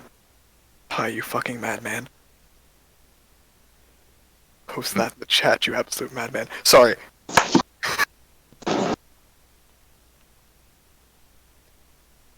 Yeah, she agrees comfortably. If there's ever needs, she's there. Like, almost no question. Part of the benefits of Oh my Iridos god, to Ty. most. Iridocytis. A bit loud there, Sky. Iridocyclitis. Anyways, just nice enough to give Issa a warning the day before. Oh yeah, she definitely appreciates it, but she usually basically does 2 4-hour sleeps at this point. Yeah. All right. God damn it. There's for the recording. There's fucking Vlad X Duke Vlad X Duke? fanfiction going on in the goddamn chat. Do I get it, 1,059 Connor? words. Yeah, you get inspiration. 1,059 words. Uh, Absolute madman. Is there anything else we need to do today then? sorry, I'm I just had a flash to the future about some terrible things. Is there anything else then on the agenda for today? Would you want to do any planar training, Esther? If you'd like, yes. If you're feeling up to it, that is. Say I could do if that helps. that again, sorry? I could do 4 hours if that helps. If that'd work for me. If anyone else doesn't need us for anything. Yeah, that is then an additional 6 hours because of the 1.5, and I am up to 16. Sick. Alright, I'm up to 12. nice. Esther did some on her own time, that's why. Out of curiosity, anything fun happen with them doing that? Any property damage? Which one, sorry? Esther and Asha doing planar training. Nothing that the dwarves don't look at and go like, it's fine, it'll scuff out. Yeah, just for fun. It's a giant made castle maintained by dwarves, it's fine. Yep. But if you want, go ahead and roll a d20. Can we like our spellcasting? Sure. Give me a Alright. wisdom and intelligence check. Sick. Ah.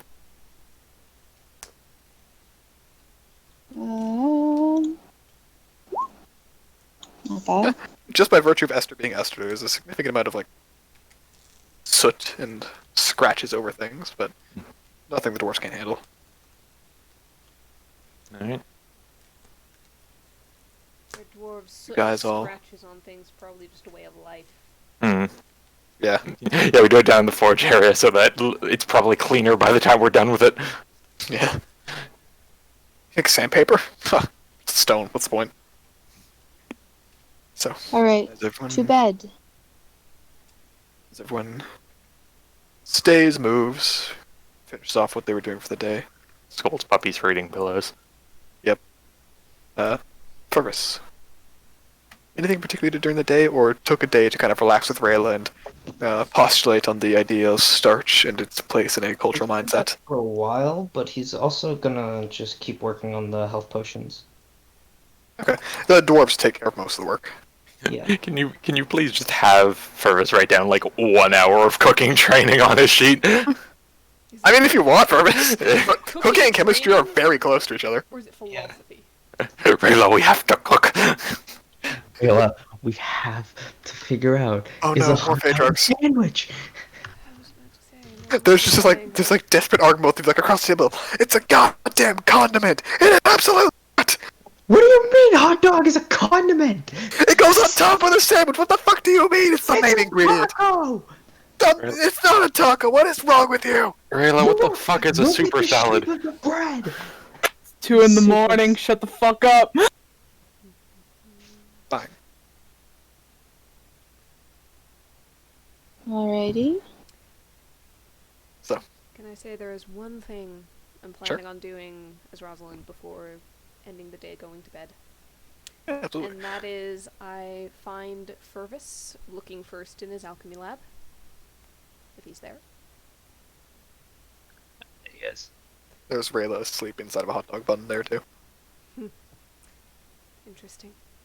And she's going to just say, I promised you some stories. Do you have a little bit of time? I do.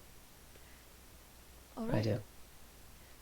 Then, I was remembering one the other day, and I tested it out on Esther as a first audience.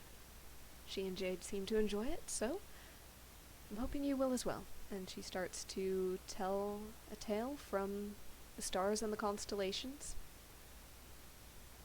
It's the same one she told the previous night. Right. Go ahead and give me a performance check with advantage through the practice. Okay? It's 28. Purvis, it's this bittersweet tale of histories intertwining, of the permanence of stars, but the impermanence of almost society. This group of people who came basically from space, meant to be here, but as they lived long enough, it was just a temporary setback. But people who may not live on in body, but live on in spirit, through ancestors and generations of people really separate from the roots. It feels almost alien at this point. For a long time, you were a Genasi because you were treated as a Genasi. You were treated as someone who, in all contexts, is from the desert. From that is where you are. Between the Genasi, you're someone who's from the tribe of past exiles, or descendants from exiles. Most don't bother to look at the difference. Something about the story, this idea that no matter how far you are from home, whatever you might be calling home right now, whatever you might have known for most of your life, just go somewhere else. Who knows the roots you can set down there? What might grow from them? Hurts to hear. I'll leave your specific outward reaction up to you. Purvis is in tears. When she notices tears, she's going to basically offer to let Fervis, if he wants, scoot close. He can cry on her shoulder if it's better. Yeah. And she'll just finish up the story and make sure it's got a little bit more of an uplifting ending. Maybe put little bits of humor in there to get a laugh out of him.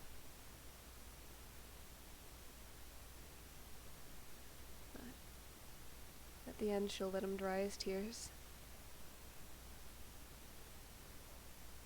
And tell him,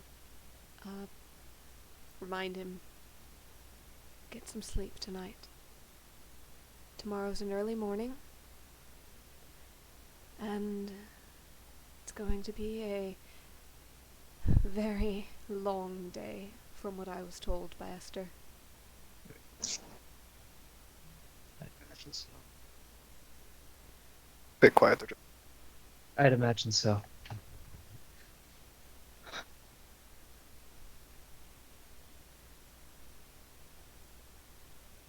Yeah, I'll get some rest. Good. And Fervis? Yeah. You may be fairly new come to all of us, but remember that we're here for you. Thank you. She'll give him another little hug around the shoulders and head out trusting that he's going to do as was said and suggested and go to bed himself. Mrs. Roslin kind of walks out and quietly closes the door behind her.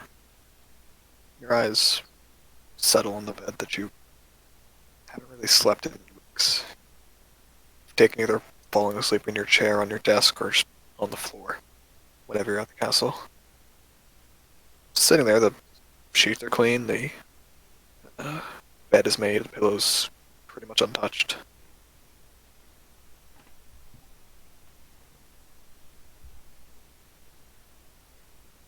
He's gonna lie down on the bed.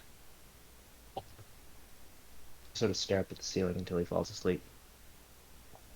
Takes a while to get used to. You're used to sleeping on desert sands and the occasional fluffy in bed that is a bit too soft for your liking, but this one, something strange. This might be the stone base. You begin to kind of think about different ways to change the bed. Maybe like an oil-based polymer to sit inside, but you need a waterproof bag to do it. Maybe put a leather pouch on the inside of the bed, wrap it in cloth, keep it soft. Why not use water? Water can shift around a lot, and as you kind of think about different ways to improve the bed, little schematics and designs passing through your mind and different materials that would react differently. Fall asleep peacefully and covered in a very heavy blanket. It is much colder here than you're used to.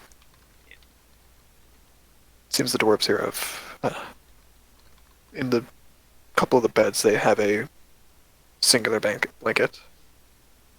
It's like a comforter, and then another thin one that's lined with lead for a bit of extra weight to it, as a lot of the dwarves are used to much rougher material. It's much heavier. They seem to make that as part of their sleeping situation too.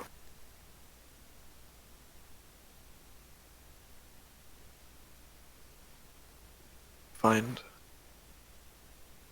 an unusual but not an unwelcome rest. In the meantime, Xenia, you are sitting in the room with Sammy as she's got these little reading glasses on. Doesn't really need them most of the time, but in low light she prefers it. Yeah, they're just the usual thing. You're just in their head, and she's like, "Oh, she's so cute. She's so fucking cute." Almost like she can hear you, she kind of turns to you and gives this wry little half smile. Says, "Did you want someone to, lean against while you slept?" Maybe. Come here, sit next to me. She kind of pats down and gestures to you while she sits in the chair for you to rest your head on her thigh. No. You're just gonna lay down. She sinks her hand deep into your hair, just slowly rubbing the back of your head as you fall asleep, and you hear her doing calculations on her breath. It's almost a droning, monotonous quality to it. She doesn't really speak with any emotion, it's just these numbers and equations that you're following. You understand most of what she's doing, but every once in a while she'll do some absolutely whack shit. What the fuck is the limit? Oh, it's, when you're trying to estimate the cost of something, there's certain limitations, material cost, or you can't make less than $0 when you sell something, that kind of thing.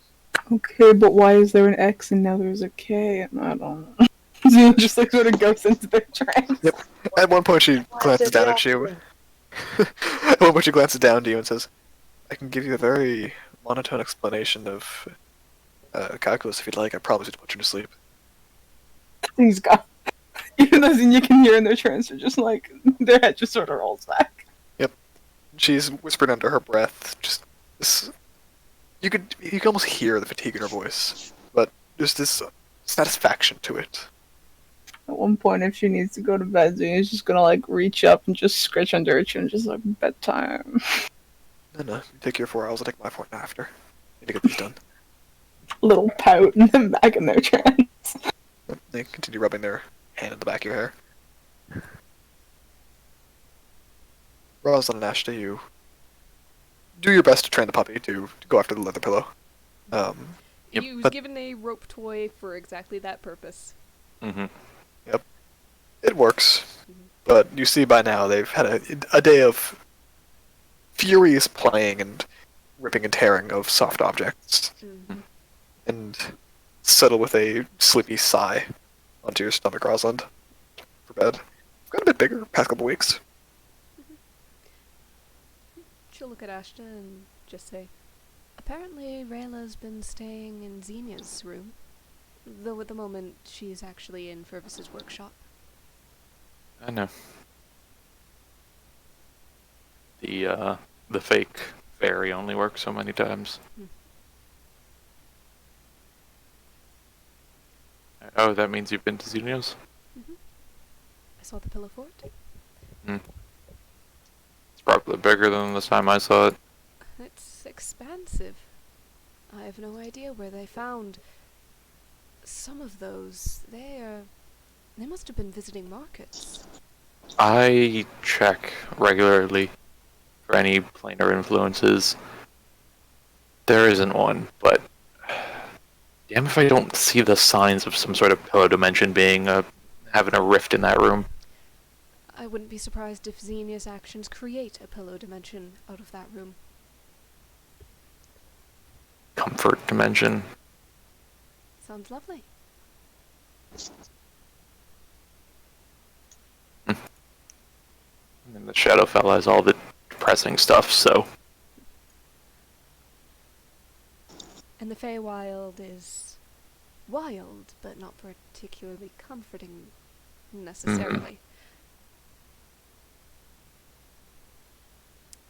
Even the celestial stuff, it's almost like conditional comfort, I guess. Or Anyhow, I mention that because, as Xenia pointed out, that does give us some privacy.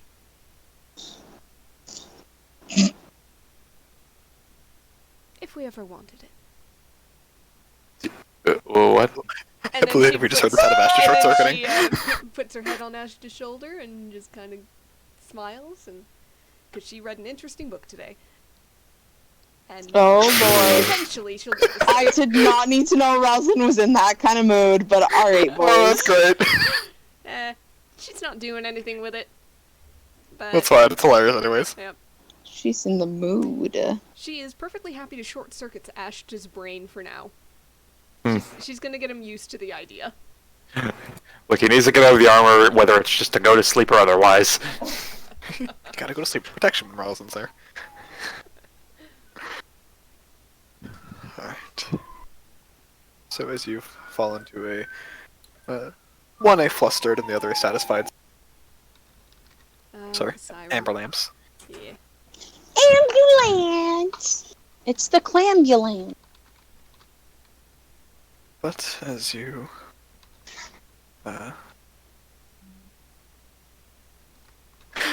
sorry, just the idea of the pillow dimension is making me fucking laugh because I do have a way I could invent it. No. The comfort dimension.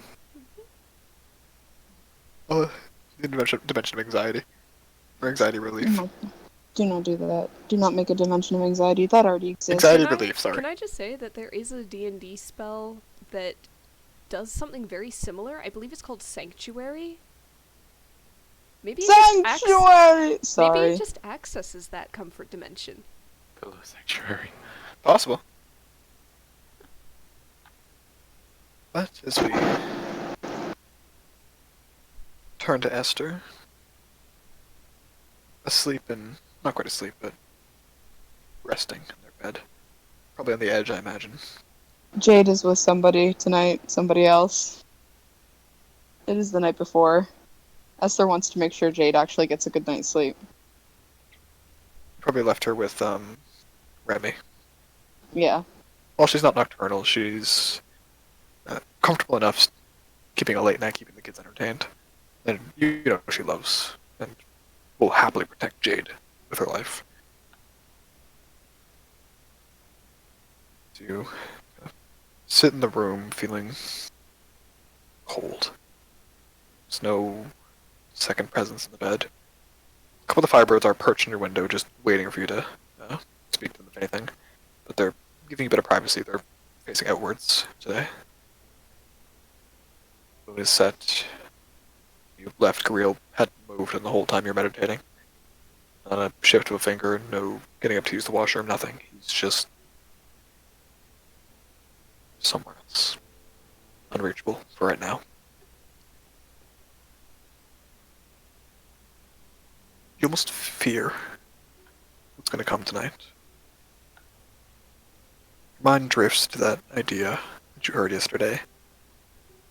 That an aberration, a creature not of this world, not natural of things, dreams so frequently. Things that will eventually destroy it. A ceaseless paranoia that become reality. How all it takes is magic and enough fear. Feign gently in the back of your mind are assuring you that that's not a thing that all librations do, it's not a thing that just happens. Not even the most powerful of dream druids can do things like that. Still,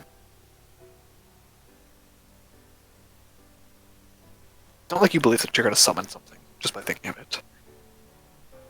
But the idea of manifesting it isn't too wild, right? You know the kind of thing where you think about it and sometimes it happens. Maybe a dream is enough for that. Maybe something will happen.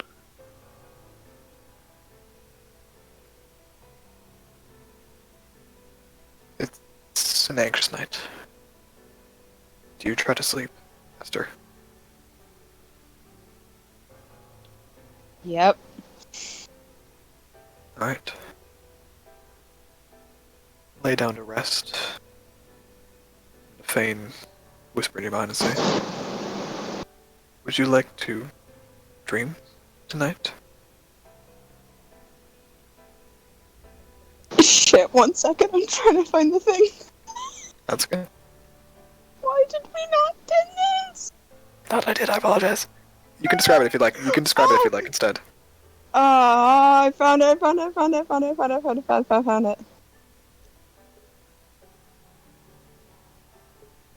I got it. If you want me to describe the dream, I will. Oh, Yeah. it's a heavy thing. I think I'll do it. Okay. Anyone who wants to hop out for it, feel free to. Yeah. It's going to be dark. Yeah, I need to go. Please. I have work this- tomorrow. Okay. I will end the session on this. Feel free to listen to it in recording if you'd like. Cool. It is going to be dark. It is going to be kind of fucked up. I'm going to leave. All right. Good night. Good night. Good night. So, anyone else who would like to, feel free to drop in at any time or deafen. If you deafen, I'll let you know when we're done. I'll be here to keep the recording going. If I really need to, I can pull my headphones off, so no worries. Just go for it. This shit's gonna be dark. Yeah. Yep. So yeah, I guess warning for anybody listening back on this and have forgotten what was coming or whatever. Yeah, so for the recording more so, just a quick trigger warning. If anybody is uncomfortable with the concept of stillborns, with the concept of a failed pregnancy, with Abuse. an abusive relationship, just please Anything you can log imagine off along now. those lines. Just cut off now, skip a couple of minutes ahead. It'll be fine. After a couple of minutes, it'll cut off at the very end of the recording. Just for anybody who might be triggered by something like that, for the few people who might be listening, just be aware of that. We're going to be ending the session with this, so you guys don't have to try to come back in. So cut out now if you're uncomfortable with that. If you like angst and suffering, you can stay, but you know. Yeah. So, what do you tell the Fane, Esther? Whatever dreams my mind comes up with on its own is what I will deal with. Alright. You can always call out to us if you need to. I will.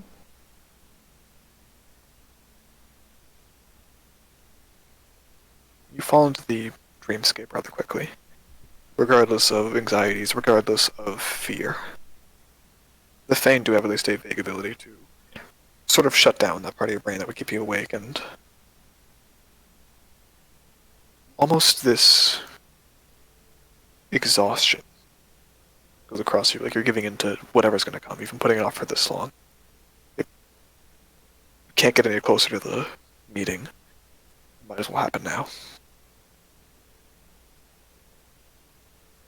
For a while, the dreams are hazy indistinct.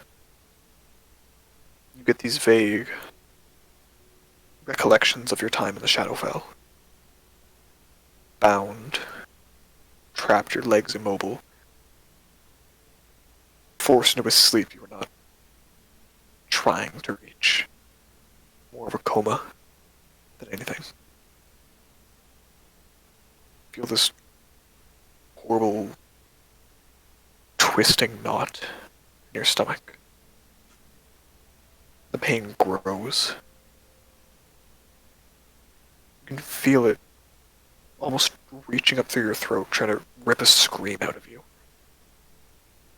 As it just keeps going. You start hearing this yelling, and it's not coming from you. You're bleeding. You feel your thighs soaked and sticky with whatever blood is coming out. And this voice screaming at you that it's not right, you're not doing things right. You know better than that, come on. Why aren't you trying? If you don't try hard enough, it's not going to work. What, you're going to give in? You can't see. There's these tears coating your eyes. You can feel them almost begin to steam as instinctually you flare your internal power, trying to force whatever's inside of you to just exit. Like some kind of demonic possession. But no matter how much you increase the heat, it's just cold. A cold pit in your stomach that won't leave. You start gasping almost in desperation. That you can't. You're not strong enough. And the heat localizes. Your chin is thrown to the side. You can feel a handprint across your face.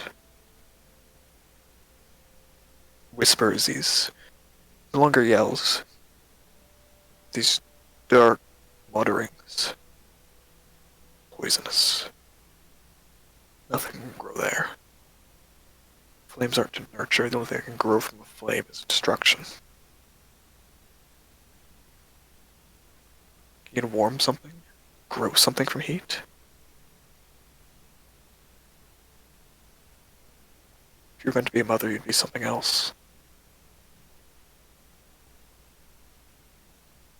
This isn't your job. Choosing was wrong. You're no matron. You're a psionic. Why would they choose you to have a kid? Enough. And you push this instinctive rebellion grows from within you, almost like you're trying to resist some sort of spell. Do everything in your power to force it out. Your muscles lock, your hair flares brighter. You're still cold. But the pain leaves. There's gasps around you. Mutterings of apologies, of condolences that you don't understand. You haven't. You're just pushed. Why are they consoling you? What's wrong?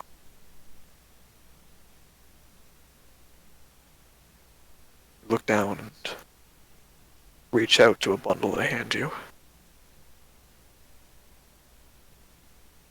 See the broken,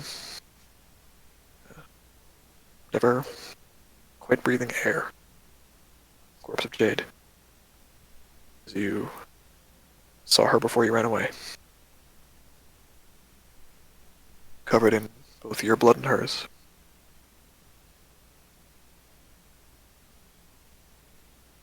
You almost instinctually feel as nothing bring her back. Feel a voice creep up behind your ear. Noxious waste. Nothing could grow with you. Thought you could improve things.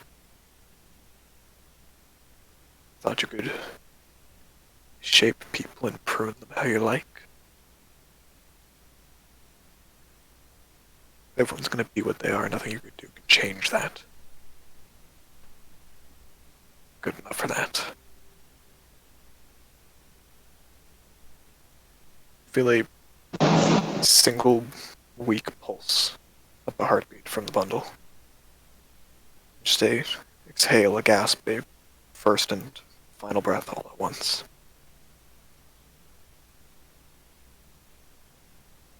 As you sob, cry, tear at your face, tear at your eyes. It's like you're trying to gouge them out just to never see what just came out of you. But you failed to grow. Awaken. Arms wrapped around a pillow. For a moment you look at it and it's red. It's wrong. It's cloth and it's red. This can't be right. And the feign send a pulse of clarity, directing you to focus. As you blink the sleepiness out of your eyes, you see that it's just a pillow that the front was reduced to embers. The shape of your face, a scorched, smoldering pillowcase that for a moment made you believe you were holding something that you long left buried.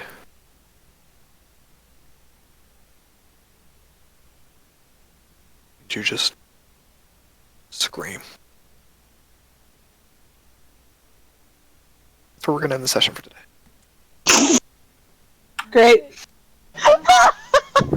Fuck! Till next time. Till next time. Bye! Great. D&D is fun, you guys.